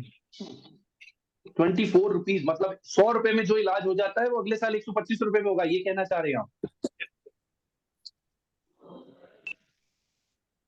है जोशी जी, ये कहना चाह रहे हैं आप कि 100 रुपए में जो इलाज होता है वो अगले साल 125 रुपए में होगा? सर मुझे क्लियर तो पता नहीं, लेकिन इसका ज्यादा है, मुझे पता है 20 20 50। बहुत बढ़िया, आप कोशिश कर रहे हैं, वो बहुत अच्छी बात है। तो ये आप समझिए कि हमें अपने पैसे को किस रेट से ग्रो करना है। मेडिकल इन्फ्लेशन का मैंने सबसे पहला नाम इसलिए किया थी। अमित जी लिख रहे हैं 8 to 9%, नहीं अमित जी आप गलत हैं, 7% तो नॉर्मल इन्फ्लेशन रेट है। सो अगर आप अपने पैसे को ग्रो करना चाहते हैं, मेडिकल इन्फ्लेशन हिंदुस्तान में कम से कम 15 से 18% पे वेरी करता है, 15 to 18%। और एजुकेशन इन्फ्लेशन 11 से 14% पे वेरी करता है। मतलब जो बच्चे की पढ़ाई आज 1 लाख रुपए में हो जाती है, अगले साल वो 1,14,000 तक होगी। जो इलाज आज 1 लाख रुपए में हो जाता है वो अगले साल इलाज 1,18,000 रुपए में होगा। तो आपको अपने पैसे को, क्योंकि जब आप फ्यूचर गोल्स की बात करते हैं तो आपको पैसा अपने पेरेंट्स के लिए भी चाहिए, आपको पैसा अपने बच्चों के लिए भी चाहिए, आपको पैसा अपनी लाइफ स्टाइल को भी सुधारने के लिए चाहिए और अपनी रिटायरमेंट के लिए भी चाहिए। तो आपको कुछ एक प्रोडक्ट्स ऐसे इन्वेस्टमेंट्स में लाने पड़ेंगे जिसके अंदर आप निवेश करके इतना पैसा बना पाए कि आपको इन चीजों के साथ साथ खर्चे करने के बाद भी आपके पास पैसा हाथ में होना चाहिए। तो म्यूचुअल फंड की हम बात कर रहे थे, और कोई म्यूचुअल फंड पे कुछ ऐड ऑन करना चाहते हैं अमित जी के अलावा? देवेंद्र, शाम अगर अभी और कोई जो म्यूचुअल फंड में इंटरेस्ट लेते हो? नॉट श्योर, बट शायद देवेंद्र, अगर आपको कुछ पता है इसके बारे में। शाम अभी आप कुछ ऐड ऑन करना चाहते हैं म्यूचुअल फंड्स के ऊपर? आई जस्ट हैव हर्ड कि वो थोड़ा रिस्की होता है, पर इससे ज्यादा और ज्यादा नहीं पता मुझे। चलिए एक क्वेश्चन हम ले लेते हैं यहाँ पे। हाँ जी please Devendra ji. Mutual fund का तो मेरे को इतना ज्यादा कुछ पता नहीं है, बट मैं एसआईपी में मैं जरूर इन्वेस्ट करता हूँ। मैं अभी जस्ट थोड़ा कुछ टाइम पहले से एसआईपी में इन्वेस्ट करना स्टार्ट किया है। मैंने 1-2 एसआईपी ली है। बहुत बढ़िया, बहुत बढ़िया, ये बहुत इम्पोर्टेंट। तो अब यहाँ पे एक क्वेश्चन और ले लेते हैं हम। शेयर्स के बारे में कितने लोग जानते हैं कि शेयर्स क्या होते हैं? मेरे को एक चीज। हाँ देवेंद्र जी प्लीज, कुछ पूछ रहे थे आप?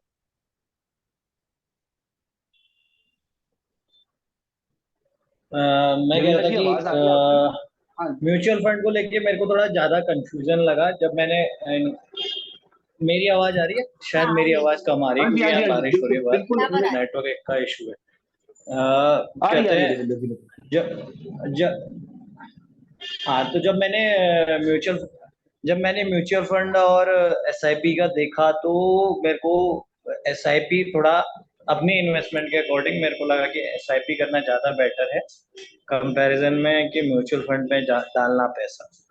और उसके अलावा अभी आपने जस्ट क्या पूछा था, मैं भूल गया। अभी आपने कुछ पूछा था, अभी कुछ बोला था। मैंने पूछा कि शेयर्स के बारे में कौन कौन जानता है? कहते शेयर्स में जहाँ तक मेरा हाँ, शेयर्स का जहाँ तक थोड़ा बहुत मेरे को पता है, ये कंपनी की जितनी भी बड़ी बड़ी कंपनीज हैं जो लिस्टेड हैं आपकी शेयर मार्केट में, उनके प्रोग्रेस या उनके जो भी बिजनेस होता है उसके अकॉर्डिंग उस पे डिपेंड करता है कि कंपनी किस, वो एक उनका एक प्राइस डिसाइड होता है जिसपे आप उनके शेयर खरीदते हैं। देन वो किस हिसाब से कंपनी अगर प्रोग्रेस कर रही होती है तो वो उसका शेयर का प्राइस बढ़ते रहता है, अगर वो नीचे जाती है तो ऑब्वियसली वो माइनस होते जाता है, जैसे अभी अडानी वाले केस में हुआ था उस टाइम पहले। तो देन यही है शेयर्स के बारे में। मैंने एक बार, मेरा दोस्त करता है, मैंने उसको पैसे दिए थे तो वो लगाता है shares. Okay, very good, very good.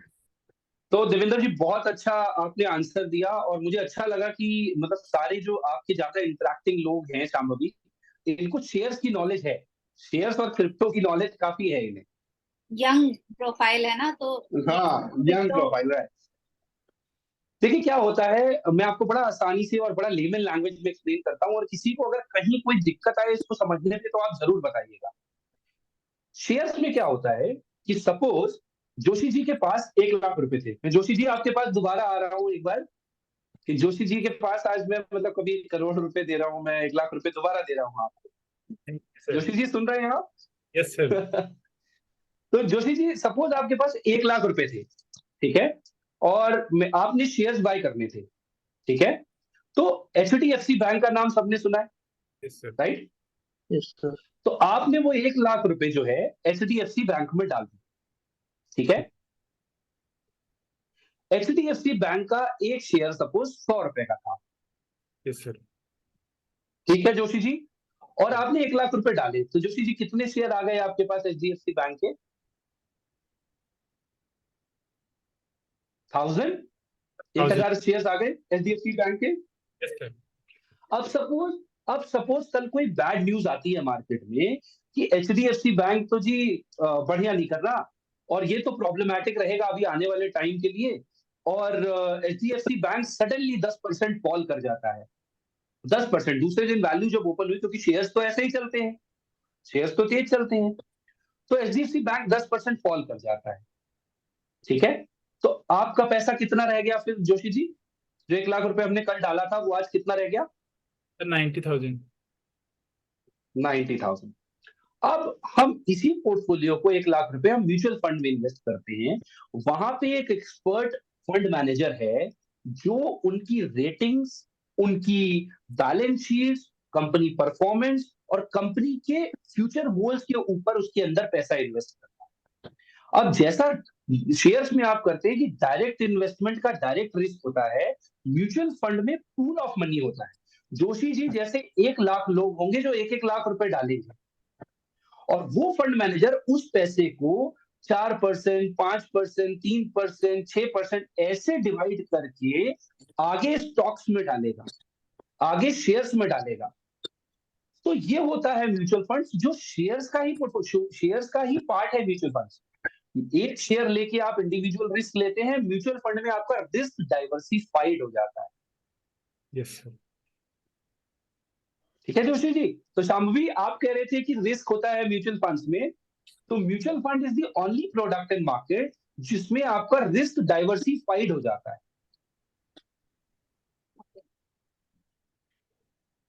Shambhavi yes, या तो म्यूचुअल फंड्स में शाम्भवी आपका रिस्क डाइवर्सिफाइड हो जाता है, जिससे कि आप डायरेक्ट स्टॉक्स में जो पैसे डालते हैं वो up and down daily basis पे होगा।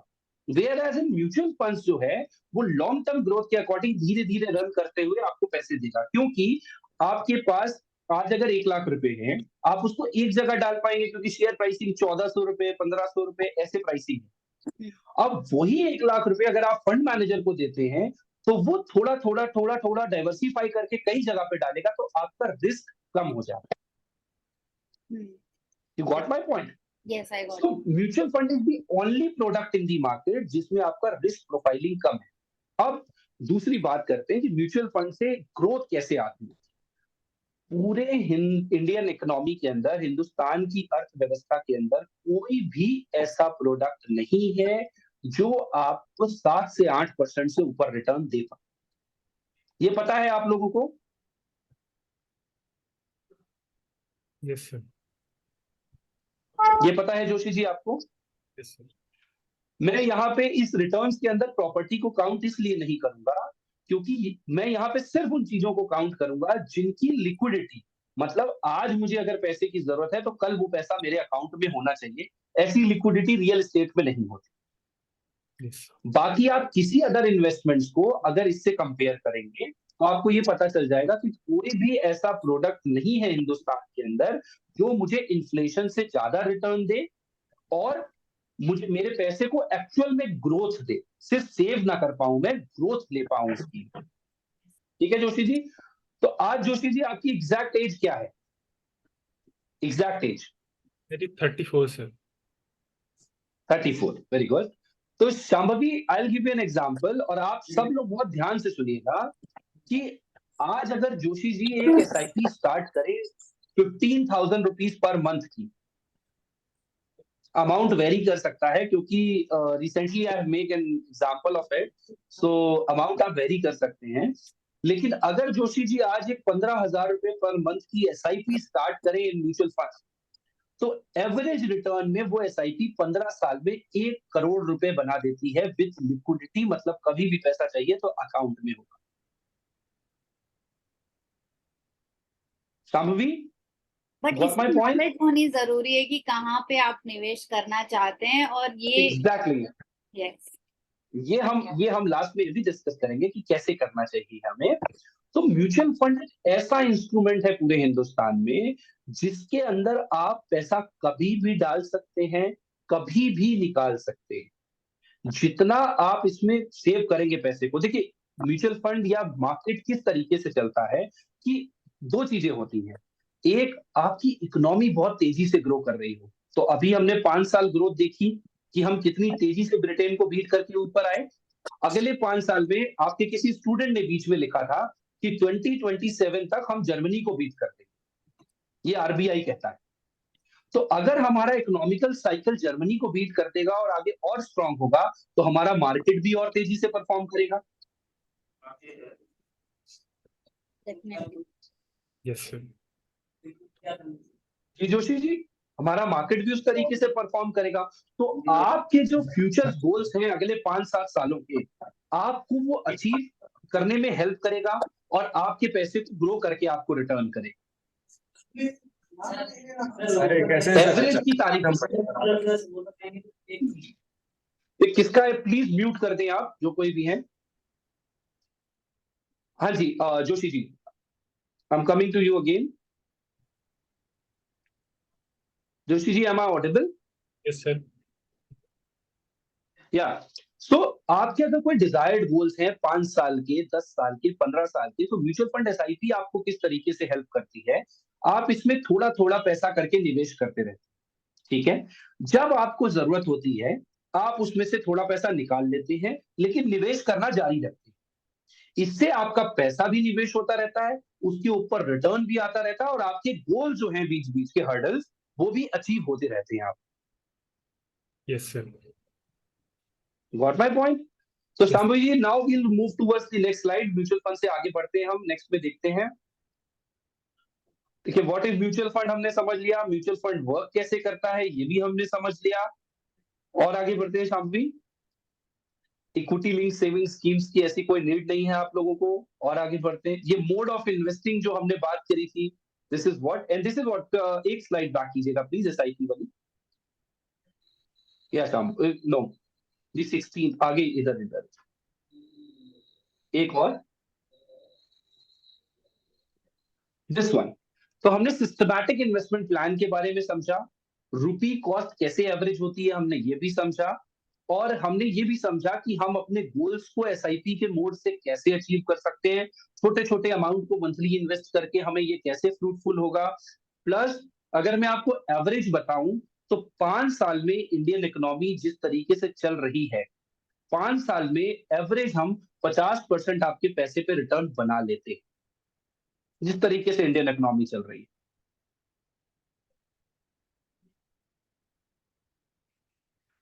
अब मैं यहाँ पे एक क्वेश्चन आप लोगों से और पूछना चाहूंगा, किसी को पता है कि सेंसेक्स इंडिया में कब स्टार्ट हुआ था?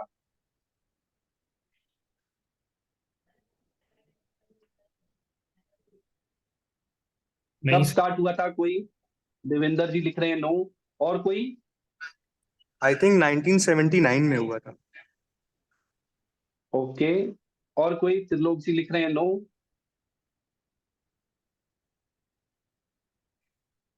शांभवी, आप कुछ ऐड ऑन करना चाहेंगे, कब स्टार्ट हुआ था ये मार्केट? No idea. 1979, 1983 लिख रहे हैं अमित जी। 1979 में ये मार्केट 100 रुपए से स्टार्ट हुआ था। और कोई बता सकता है आज हमारा सेंसेक्स क्या है? शांभवी, आप बताएंगे क्या है? नहीं। और कोई ऐड ऑन करना चाहे कि हमारा सेंसेक्स आज क्या है? जोशी जी, आप बताना चाहेंगे? अराउंड 64,000 के आसपास ऐसा कुछ है, 65,000। 64,000। ओके मुकुल जी, 65,000। देवेंद्र जी लिख रहे हैं नो आइडिया। जोशी जी आप? No idea sir. Mister Mukul is absolutely right, it is 65,000। तो आप ये समझिए कि 1979 से लेके आज तक वो 100 रुपए की वैल्यू हैज बिकम 64,000। तो इस बाजार ने लोगों को कितना पैसा दिया है और कितना हेल्प किया है लोगों को अपने गोल्स को अचीव करने के लिए। The value of 100 rupees has become 64,000 today from 1979 till date. It's been 43, 44 years, I guess. अब Yes. जो मेजर इंपॉर्टेंट पॉइंट है जो आजकल पूरी दुनिया बात कर रही है कि इंडिया जर्मनी को बीट कर देगा, इंडिया जापान को 2029-30 में बीट कर देगा, और तीसरे नंबर की वर्ल्ड की सबसे बड़ी अर्थव्यवस्था बन जाएगा। तो मैं आप लोगों को एक और चीज इंश्योर करना चाहता हूं, जो मैंने आपको सबसे पहले बोला था कि प्राउड कीजिए आप हिंदुस्तान में जन्मे हैं, और प्राउड कीजिए कि आप हिंदुस्तान से जुड़े हुए हैं। क्योंकि 1979 से जितना पैसा आज तक हमने बनते नहीं देखा इंडियन इकोनॉमी में, वो पैसा अगले 5-10 सालों में आप लोग बनते देखेंगे। और जो जो लोग इस जर्नी का पार्ट बनेंगे, अगले 5-10 सालों में उनके पास एक हैंडसम अमाउंट होगा, एक सफिशिएंट अमाउंट होगा, और फाइनेंशियल फ्रीडम वर्ड जो मैं यूज करता हूं हमेशा, उस वर्ड को आप जी पाएंगे। सिर्फ आप लोगों ने इतना करना है अपने पैसे में से एक सर्टेन अमाउंट को निकालना है, उसको सेव करते जाना है।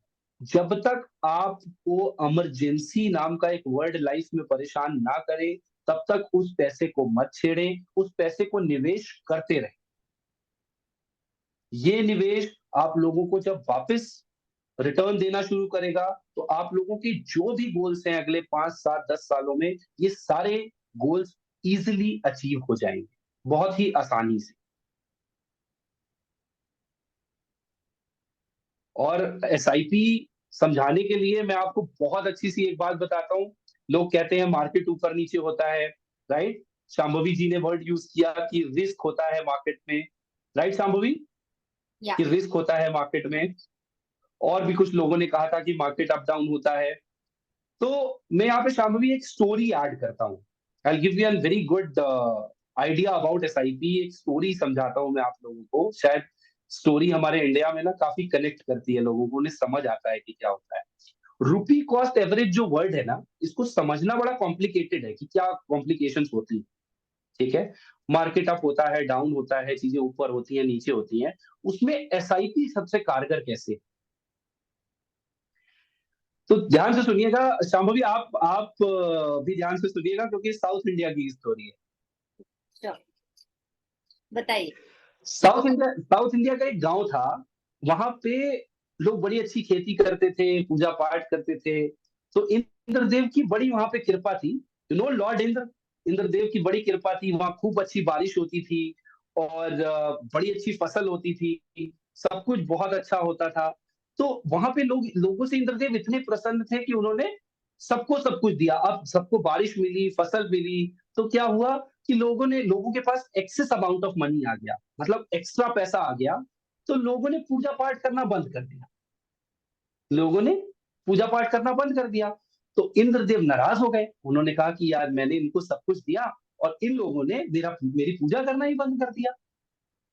तो इंद्रदेव ने उन्हें श्राप दिया कि अब आपके यहाँ बारिश नहीं होगी।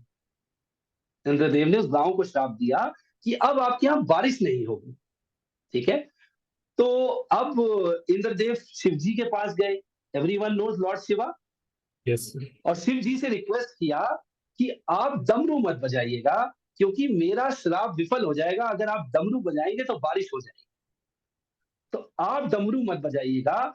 अब यहाँ बारिश नहीं होगी अगले 5 साल। जब इन लोगों ने मेरी पूजा करना बंद कर दिया, मुझे पूछना बंद कर दिया, तो अब यहाँ बारिश नहीं होगी अगले 5-10 साल। तो आप डमरू मत बजाइएगा, रिक्वेस्ट किया शिव जी से। तो अब भाई सारे किसानों को पता चल गया कि अब यहाँ 5 साल 10 साल तो बारिश होगी नहीं, क्योंकि इंद्रदेव नाराज हो गए हैं। तो सबने खेती करनी बंद कर दी। बट एक किसान उनमें से ऐसा था जो डेली उठता था, डेली हल जोतता था और अपने बीज डालता था और खेती करता था। वो अपना रूटीन फॉलो करता था। तो लोग उसे देख के हंसते थे, बोलते थे अरे ये तो डेली जा रहा है, जब बारिश ही नहीं होगी तो ये डेली जा रहा है, ये डेली कर रहा है। तो बाकी लोगों ने खेती करना छोड़ दिया। अब उसने कहा कि भाई खेती नहीं करूंगा तो मैं खेती करना भूल जाऊंगा थोड़े टाइम में। तो वो अपनी खेती जारी रखी, उसने वो करता रहा। तो पार्वती जी ने उस बंदे की मेहनत देख के शिव जी से कहा कि आपने इतने टाइम से डमरू नहीं बजाया, आप डमरू बजाओ, कहीं आप डमरू बजाना ही ना भूल जाओ, कि आप ही भूल जाओ कि डमरू कैसे बजाते हैं। तो शिव जी ने पार्वती की बात सुनी और बोला हाँ चलो एक बार बजा के देख लेता हूँ। तो शिव जी ने एक बार डमरू बजाया और उस गांव में बारिश हुई। और बारिश हुई तो उसका सबसे ज्यादा फायदा किसको हुआ? किसको हुआ? उस सिंगल बंदे का जो डेली जाता था। हाँ शांभवी, सबसे ज्यादा फायदा किसको हुआ? वही जो काम कर रहा था अपना नींद रोज रोज। उसकी फसल निकली, उसका फायदा हुआ। That is what SIP is. आप अपने बीज डालते रहेंगे, लोगों की बातों में नहीं आएंगे, चलते रहेंगे, अप्स में चलेंगे, डाउन्स में चलेंगे, तो इकोनॉमी ग्रो होगी, आपका पैसा बनेगा ही बनेगा, आप फाइनेंशियली फ्री होंगे ही होंगे। कभी कभी लाइफ में एग्जाम्पल्स बहुत सारे होते हैं कि लाइफ में आपको कभी कभी चीजें अप्स एंड डाउन्स होती है, नो डाउट। आपने डरना नहीं है, अपनी मेहनत के अकॉर्डिंग चलते रहना है। बारिश होगी, आपकी फसल उगेगी ही उगेगी।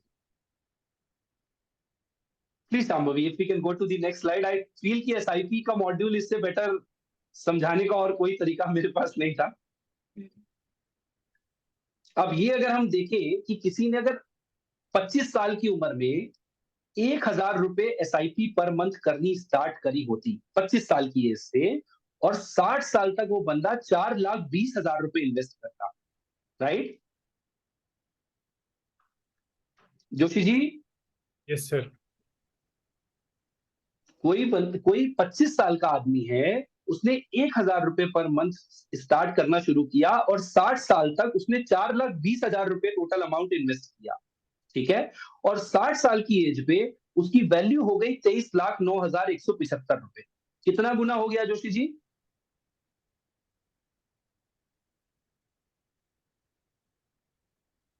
5 गुना से 1 ऊपर गुना करीब हो गया मेरे ख्याल, 5 5 गुना से ऊपर हो गया। और अब हम यहाँ पे बात करेंगे, लोग कहेंगे कि भाई इतना टाइम उसने दिया, 35 इयर्स दिया, तो ये होती है आपकी रिटायरमेंट प्लानिंग, कि आप सिर्फ 1,000 रुपए महीना स्टार्ट कर रहे हैं आज अपनी एज से और करते जा रहे हैं। बीच में जब पैसे की जरूरत है तो आप निकाल भी रहे हैं, फिर भी वो पैसा, अब 30 साल की एज वाले ने भी 1,000 रुपए स्टार्ट किया और 60 साल की एज तक वो कितना हुआ जोशी जी? 15 लाख रुपए। और 23 लाख और 15 लाख में अगर आप देखेंगे तो करीब करीब 8 लाख रुपए का फर्क है, जबकि उसकी इन्वेस्टमेंट में सिर्फ 60,000 रुपए का फर्क है। तो आप जितनी जल्दी एज में स्टार्ट करेंगे उतना बेटर रिजल्ट आपको आएगा, क्योंकि ये बाजार आपसे टाइम मांगता है, इन्वेस्टिंग आपसे टाइम मांगती है। आप टाइम देंगे, आपके सारे फ्यूचर गोल्स अचीव होंगे, प्लस लिक्विडिटी, मतलब पैसा आपका पूरा का पूरा आपका है, जब आपको चाहिए तो पैसा आप वापस ले सकते हैं। एज एन यंग एंटरप्रेन्योर्स, आप लोग जिस तरीके से काम कर रहे हैं, जिस तरीके से डेडिकेशन शो कर रहे हैं, इस डेडिकेशन को टूवर्ड्स अगर आप इन्वेस्टिंग की तरफ भी शो करेंगे, अपनी हैबिट बनाएंगे इन्वेस्टिंग की, तो आप फाइनेंशियली फ्री हो जाएंगे थोड़े टाइम। फाइनेंशियल फ्रीडम होगी, आपके बच्चे की पढ़ाई में कोई प्रॉब्लम नहीं आएगी, मेडिकल के टाइम पे कोई प्रॉब्लम नहीं आएगी, तो ये सारी चीजें लाइफ लॉन्ग चलती रहेंगी। तो Shambhavi, can we move towards the next slide please? ये कॉस्ट रुपी एवरेज तो शायद मैंने आपको बहुत अच्छे से बता दिया है। This is the steps for investing in mutual funds. So everybody knows this. Yeah, this is the last slide. Okay. So you can go to the first one then. And now we'll take the questions from people. ठीक है. I think I can just show you. हम slides को बंद करते हैं. I can just. Yeah, please. This will be. तो आप लोग प्लीज अपने क्वेश्चंस अब जो हो आपके, आप क्वेश्चंस पूछने शुरू करें।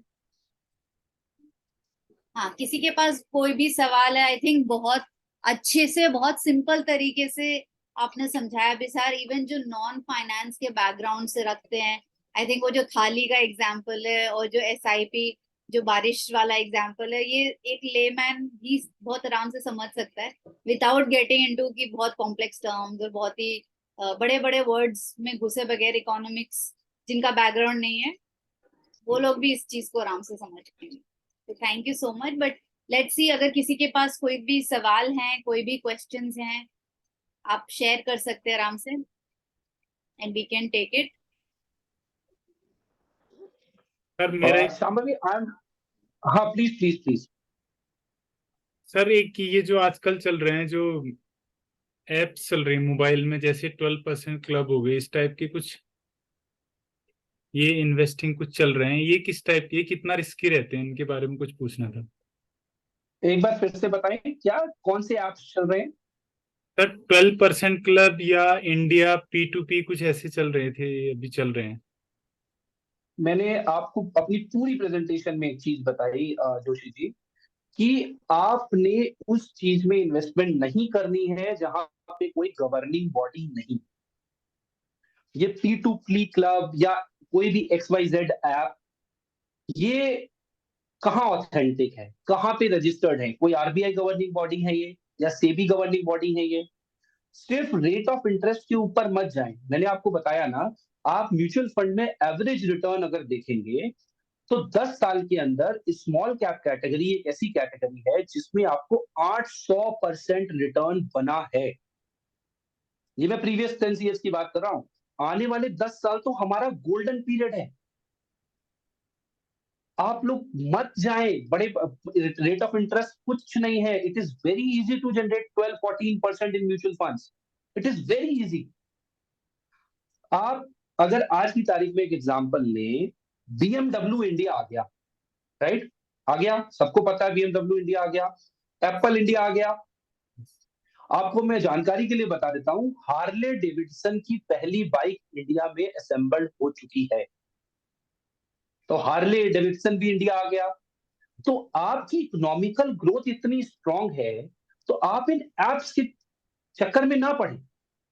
और लाइफ में हमेशा एक बात याद रखें कि लाइफ में कभी जोशी जी तबीयत खराब होती है, बुखार होता है, तो क्या करते हैं सबसे पहले? सो डॉक्टर के पास जाते हैं, पहले तो फर्स्ट एड लेते हैं। डॉक्टर के पास जा बहुत बढ़िया, फर्स्ट एड लेते हैं, फिर डॉक्टर के पास जाते हैं। 2 दिन बुखार हो जाए तो डॉक्टर के पास जाते हैं, ठीक है? तो अपने पैसे का डिसीजन लेते समय हम कोई फाइनेंशियल डॉक्टर के पास क्यों नहीं जाते? क्यों हम किसी फाइनेंशियल डॉक्टर के पास नहीं जाना चाहते? आप लोगों में से किसी ने राकेश झुनझुनवाला जी का नाम सुना है? हमारे इंडिया का वॉरेन बफेट कहते थे इनको। राकेश झुनझुनवाला जी का एक यूट्यूब पे वीडियो है, आप जरूर सुनिएगा। और वो यूट्यूब पे वीडियो है, वो कहते हैं कि मेरे घर में किसी की तबीयत खराब होती है तो मैं कहता हूं डॉक्टर के पास जाओ। वैसे ही जब आपको अपने पैसे की कोई सलाह लेनी है तो फाइनेंशियल डॉक्टर या किसी एडवाइजर के पास जाओ, जो आपको ये एडवाइस कर पाए कि हम पैसे को ग्रो किस तरीके से कर सकते। ठीक है? तो अपने पैसे को कहीं भी लगाने से पहले, कहीं भी निवेश करने से पहले उसकी पूरी जानकारी ले, ये आपका अधिकार है। प्लस एक फाइनेंशियल एडवाइजर को बीच में रखें। जैसे आप अपने स्टूडियो के काम में बहुत परफेक्ट होंगे, राइट? मुझे तो नॉलेज नहीं होगी आपके स्टूडियो की। आज मैं अगर म्यूजिक बनाना चाहूं तो मैं बना सकता हूं घर में, ऐसा पॉसिबल है? नहीं बना सकता। उसी तरह से आपको मेरी रिक्वायरमेंट है और मुझे आपकी रिक्वायरमेंट। तो फाइनेंशियल एक्सपर्ट के लिए भी मैंने अपना मोबाइल नंबर और ईमेल आईडी चैट बॉक्स में शेयर किया है, आप लोग नोट डाउन करें। आप लोग अपनी क्वेरीज मेल, मैसेज, व्हाट्सएप के थ्रू मुझे भेजें। जो हेल्प हो पाएगी, some of my team members from my company will get back to you and they will assist you कि वो क्या चीजें हैं। आप SIPs भी करना चाहते हैं तो कहाँ करें, किस तरह से करें, जिससे कि सॉरी आपके फ्यूचर गोल्स अचीव हो। ठीक है? तो अब और कोई question? Joshi ji, I am done with the question, right? और कोई क्वेश्चन किसी का? गौरव जी, मिस्टर गोस्वामी, त्रिलोक भट्ट जी, एकता जी, कोई क्वेश्चन आपका? Sir, I have a question. Yeah please.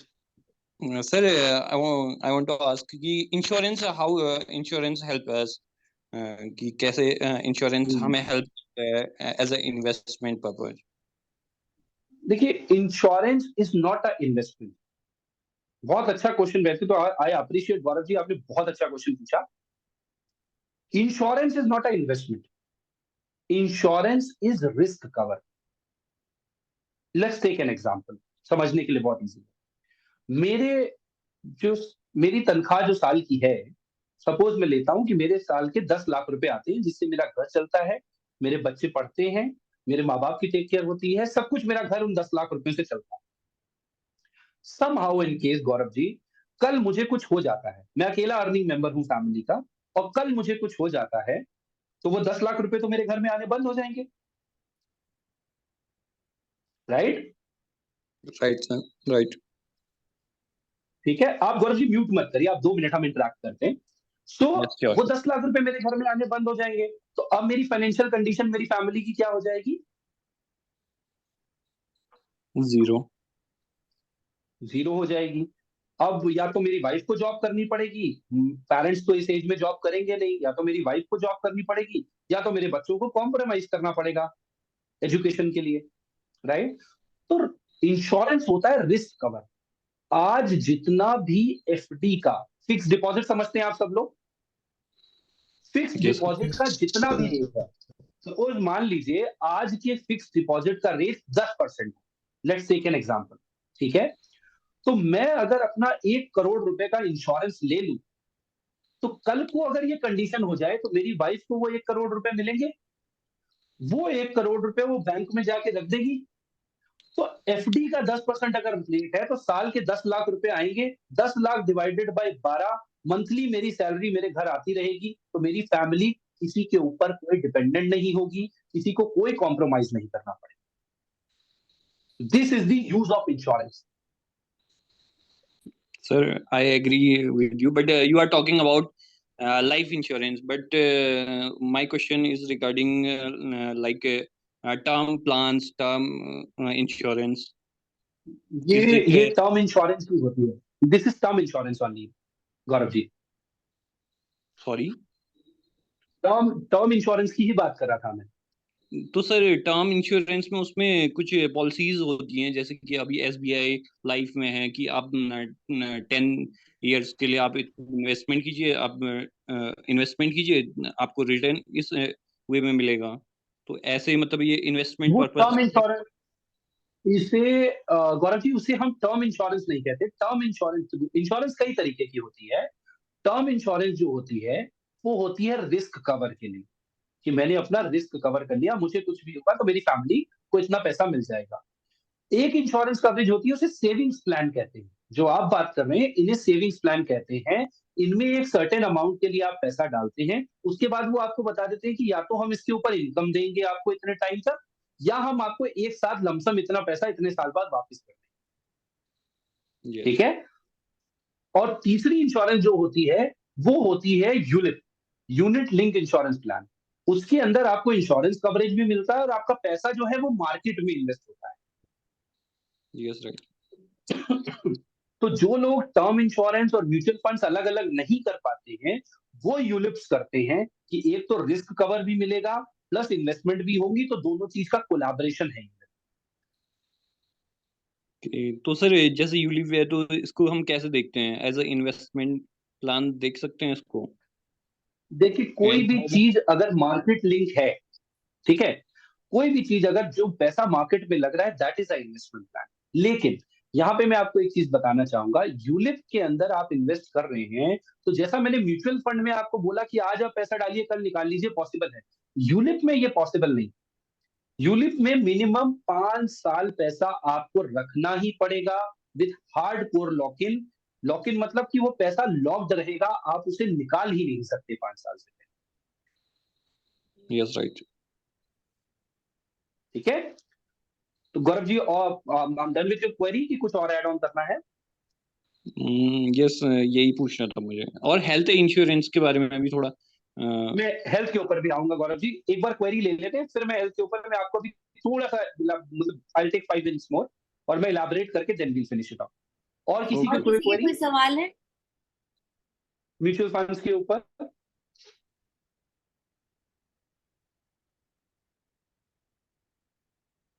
नहीं तो आप हेल्थ के ऊपर आप एंड देन देखिए लाइफ में या लाइफ में इन्वेस्टमेंट सिर्फ आपको जो करनी है 5 मस्ट हैव जिसे कहते हैं कि ये आपके पास होना ही होना चाहिए, उसमें से सबसे पहली चीज है हेल्थ इंश्योरेंस। हेल्थ इंश्योरेंस आपके पास क्यों होना चाहिए? सपोज कीजिए जोशी जी, आपने अगले 5 साल बहुत मेहनत करके 25-30 लाख रुपए जमा कर लिए, ठीक है, आपके पेरेंट्स हैं, डिपेंडेंट पेरेंट्स हैं आपके, एज होगी। आजकल आप जब बीमारी के इलाज के लिए मार्केट में जाइए, किसी भी चीज के इलाज के लिए, चाहे वो छोटा सा कोई डेंगू का इलाज हो या कोई हार्ट का प्रॉब्लम हो, एक एज के बाद ये सारी चीजें आती हैं। तो एवरेज कॉस्ट मार्केट के अंदर 5 से 10 लाख रुपए का खर्चा, अच्छे हॉस्पिटल्स की बात कर रहा हूं मैं। और हर आदमी चाहता है कि जब आपके पास जोशी जी 25 लाख रुपए होंगे तो आप भी ये चाहेंगे कि मेरे अगर घर में किसी को कोई प्रॉब्लम हो रही है तो उसका इलाज बिल्कुल बेस्ट जगह पे होना चाहिए, राइट?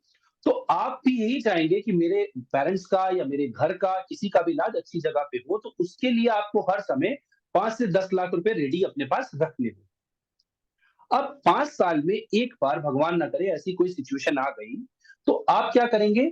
अपने जो 25 लाख हैं उसमें से 10 लाख निकालेंगे और दे देंगे और इलाज करा लेंगे, राइट? यस ठीक है। आपने 5 साल में रख के जो 25 लाख जोड़े थे, अब सीधा वो कितने रह गए? 10 लाख। 10 तो निकल गए, फिर 15। 3 रह गए ना जोशी जी, 15 रह गए। अब इसी की जगह आपने जब 25 लाख आपने जोड़ना शुरू किया था, उसी साल आपने क्या किया, 10-20 हजार या 30 हजार रुपए का प्रीमियम दिया और एक 5 से 10 लाख रुपए की पॉलिसी अपनी फैमिली के लिए ले ली। ठीक है, तो आपने 5 साल में, अगर मैं 25,000 के हिसाब से भी देखूं तो 5 साल में कितना प्रीमियम दिया जोशी जी? 25,000 के हिसाब से 75 1,25,000 रुपए दिए 5 साल में जोशी जी। 125 125 दिए, और उन 5 सालों में आपको किसी को कोई दिक्कत आई तो सारा खर्चा मेडिकल इंश्योरेंस से मिल गया। आपके 25 लाख आपके पास ही थे। अब 25 लाख में से आप कहते हैं कि मैं इंश्योरेंस का प्रीमियम भी माइनस कर देता हूं, तो 25 लाख में से हमने 1,25,000 माइनस कर दिए, तो हमारे पास कितने बचे? 23 लाख 75,000। तो एक तरफ आपके पास 15 लाख बच रहे हैं, एक तरफ आपके पास 23,75,000 रुपए बच रहे हैं। तो मर्जी आपकी है। अगर आप देखिए, बीमारियां तो आएंगी ही आएंगी, मेडिकल के खर्चे आएंगे ही आएंगे, ये रुकेंगे नहीं, एक एज के बाद आते ही आते हैं। तो ये आपके हाथ में है कि आप उस पैसे को किस तरह से यूज करना चाहते हैं। कैपिटल में से करिए या इंश्योरेंस से करिए, करना तो आपको पड़ेगा, तो चॉइस आपकी। एक हमेशा जब आप गोल प्लानिंग करते हैं तो गोल में सबसे ज्यादा अड़चन जो आती है वो यही से आती है कि आपने गोल किया कि जी मैं 5 साल बाद अपना स्टूडियो बड़ा कर लूंगा।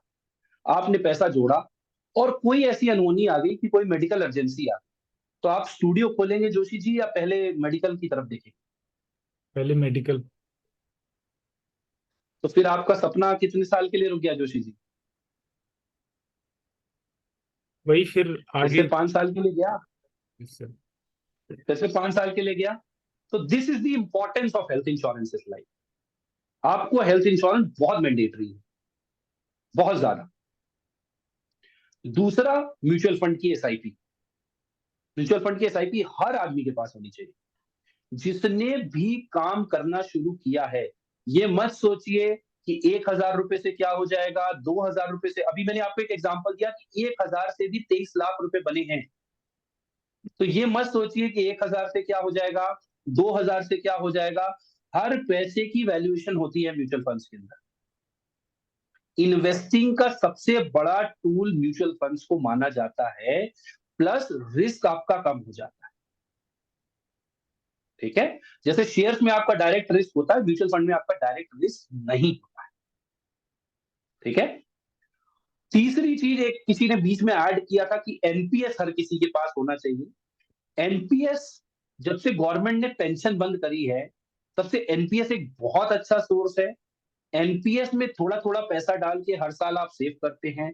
60 साल की उम्र पे होने के बाद आपके पास एक इनकम लाइफ लॉन्ग आती है, जिसे आपको इधर कहीं कुछ करने की जरूरत है। वो इनकम फिक्स होती है, जब तक आप सरवाइव करेंगे, चाहे आप 100 साल तक जिए, 150 साल तक जिए, वो इनकम आपको आती रहेगी। इसलिए एनपीएस, 3 चीजें हो गई। एक चौथा टर्म प्लान, जो मैंने आपको बताया कि आप आज ये देखें कि मेरे घर का खर्चा 5 लाख रुपए है साल का, तो मेरे पास कम से कम 50 लाख रुपए का टर्म प्लान होना चाहिए। और मैं आप लोगों की जानकारी के लिए बता देता हूं, जिस एज में आप लोग हैं, इस एज में 50 लाख रुपए का टर्म प्लान 5, 7, 10 हजार रुपए साल की कीमत पे मिल जाएगा। साल की कीमत। तो 10,000 रुपए अगर साल के भी आप दे रहे हैं, ठीक है, और कभी भगवान ना करे ऐसी कोई सिचुएशन आ जाती है, हमने कोविड टाइम में बहुत देखा है, जिन्होंने टर्म प्लान नहीं लिए और अच्छी अच्छी सैलरीज की, उनकी दूसरे दिन से इनकम बंद हो गई। ये कोविड टाइम पे हमने देखा है, अभी रिसेंट गया है ये, राइट। तो टर्म प्लान चौथा, और पांचवा इज आपका फिक्स डिपॉजिट थोड़ा सा। तो ये 5 मस्ट हैव जो आपके पास होने चाहिए, 5 pillars, these are very important. और इनको लाइफ में आप लेके आगे बढ़ेंगे तो फाइनेंशियल फ्रीडम, जो अनवांटेड रिस्क हैं, ये भी कवर हो जाएंगे। आपकी फैमिली की भी प्रोटेक्शन होगी। आपकी, अगर आज मैं कहूं कि आपकी इनकम कभी बंद नहीं होगी आपके घर में, अगर आप टर्म प्लान ले लेते हैं, तो आपके बच्चों को कभी कॉम्प्रोमाइज नहीं करना पड़ेगा, ना आपके पेरेंट्स को कॉम्प्रोमाइज करना पड़ेगा, ना आपकी वाइफ को कॉम्प्रोमाइज करना पड़ेगा। सबकी एज इट इज जरूरतें पूरी होती रहेंगी। ठीक है, तो Shambhavi, you want anything else from my side? No, that's it. I think you covered it beautifully. आपने बहुत सारी चीजें बताई और क्लैरिफाई करी सारे स्टूडेंट्स की। सो thank you so much for joining this. And I think मैं सबकी तरफ से आपको कहना चाहूंगी कि आपने बहुत सिंपल तरीके से समझाया। So thank you for that. Sir one more question. Thank you so much. Yeah please Gaurav, sir, I request कि ये हम थोड़ा ऑफलाइन ले जाए बिकॉज 7:53 हो गए हैं। सो आई वुड, इनका नंबर है आपके स्क्रीन पर, एंड आई वुड रिक्वेस्ट कि अगर आप 1-on-1 डायरेक्टली भी, अगर आप, आई थिंक अभी sir it's okay with you right, अगर आपको direct. Okay. So Gaurav is हाँ दैट, हाँ प्लीज, अगर आपका एक एक मिनट, क्वेश्चन ले लेते हैं फिर उसके बाद में। एक मिनट लूंगा। ओके। सर मैं जस्ट वांट टू नो कि आपने जैसे म्यूचुअल फंड के बारे में बताया, म्यूचुअल फंड के बारे में थोड़ा बेसिक नॉलेज तो मुझे है कि कैसे इन्वेस्टमेंट होता है म्यूचुअल फंड्स में, बट एज जैसे मुझे आइडेंटिफाई करना है कि कौन से म्यूचुअल फंड में मुझे इन्वेस्ट करना है। जैसे कि हम स्टॉक्स में करते हैं, स्टॉक्स में तो हम उसके कंपनी की वैल्यूएशन देखते हैं, कंपनी की परफॉर्मेंस देखते हैं, सारी उसके बैकग्राउंड्स देखते हैं, तो उसके बेसिस पे हम उस पर इन्वेस्टमेंट करते हैं। बट अगर हमें म्यूचुअल फंड आइडेंटिफाई करना है तो कैसे हम आइडेंटिफाई कर सकते हैं? गौरव जी, सबसे पहले आप ये भर के मुझे भेजें, आपको ऑर्डर दिख रहा है, रिस्क प्रोफाइलिंग फॉर्म, ये शांभवी जी आपसे शेयर करेंगी और आप इसको भर के भेजें। इसके बेस पे मैं आपको बता दूंगा कि आपको म्यूचुअल फंड में निवेश करना है तो कहाँ करना है, किस तरीके से करना है, और आपका टाइम होराइजन वेरी करेगा। यहां हम डिस्कस करेंगे तो 1400 स्कीम्स है म्यूचुअल फंड की गौरव जी। ओके। जब तक आप अपना रिस्क प्रोफाइलर नहीं भरेंगे तब तक आपकी स्कीम्स ही निकल के नहीं आएंगी। जब तक हम बात नहीं करेंगे इस चीज के ऊपर तब तक ये सेशन और लंबा होता जाएगा, क्योंकि 1400 स्कीम्स हैं। स्कीम्स को चुनने का एक तरीका है, जोशी जी की अपनी रिक्वायरमेंट है जिंदगी की, आपकी अपनी रिक्वायरमेंट है जिंदगी की। मैं एक सर आपका म्यूट हो गया सर। सपोज मैं एक छोटा सा एग्जांपल अभी देता हूँ फिर हम इसको क्लोज करते हैं। सपोज कीजिए जोशी जी की उम्र है 25 ईयर्स, ठीक है, और गौरव जी आपकी भी उम्र है 25 ईयर्स। जोशी जी के ऊपर रिस्पॉन्सिबिलिटीज ज्यादा हैं कि उन्हें अपने पेरेंट्स की भी टेक केयर करनी है, अपने बच्चों की भी टेक केयर करनी है, और आपके ऊपर गौरव जी कोई रिस्पॉन्सिबिलिटी नहीं। आप एक बढ़िया वेल फैमिली को बिलोंग करते हैं और आपके ऊपर कोई रिस्पॉन्सिबिलिटी नहीं है। आपका पैसा सिर्फ आपके पास रहता है, ठीक है। ओके। आप अपना पैसा अपने लिए यूज करते हैं और जोशी जी अपना कमाई को पूरे परिवार के लिए यूज करते हैं। तो जोशी जी का जो इन्वेस्टमेंट का तरीका होगा वो डिफरेंट होगा, आपका जो इन्वेस्टमेंट का तरीका होगा वो डिफरेंट होगा, राइट। तो गौरव जी पता कैसे चलेगा कि ये तरीका किसका क्या है? जब तक आप अपनी रिस्क प्रोफाइलिंग हमें नहीं देंगे तब तक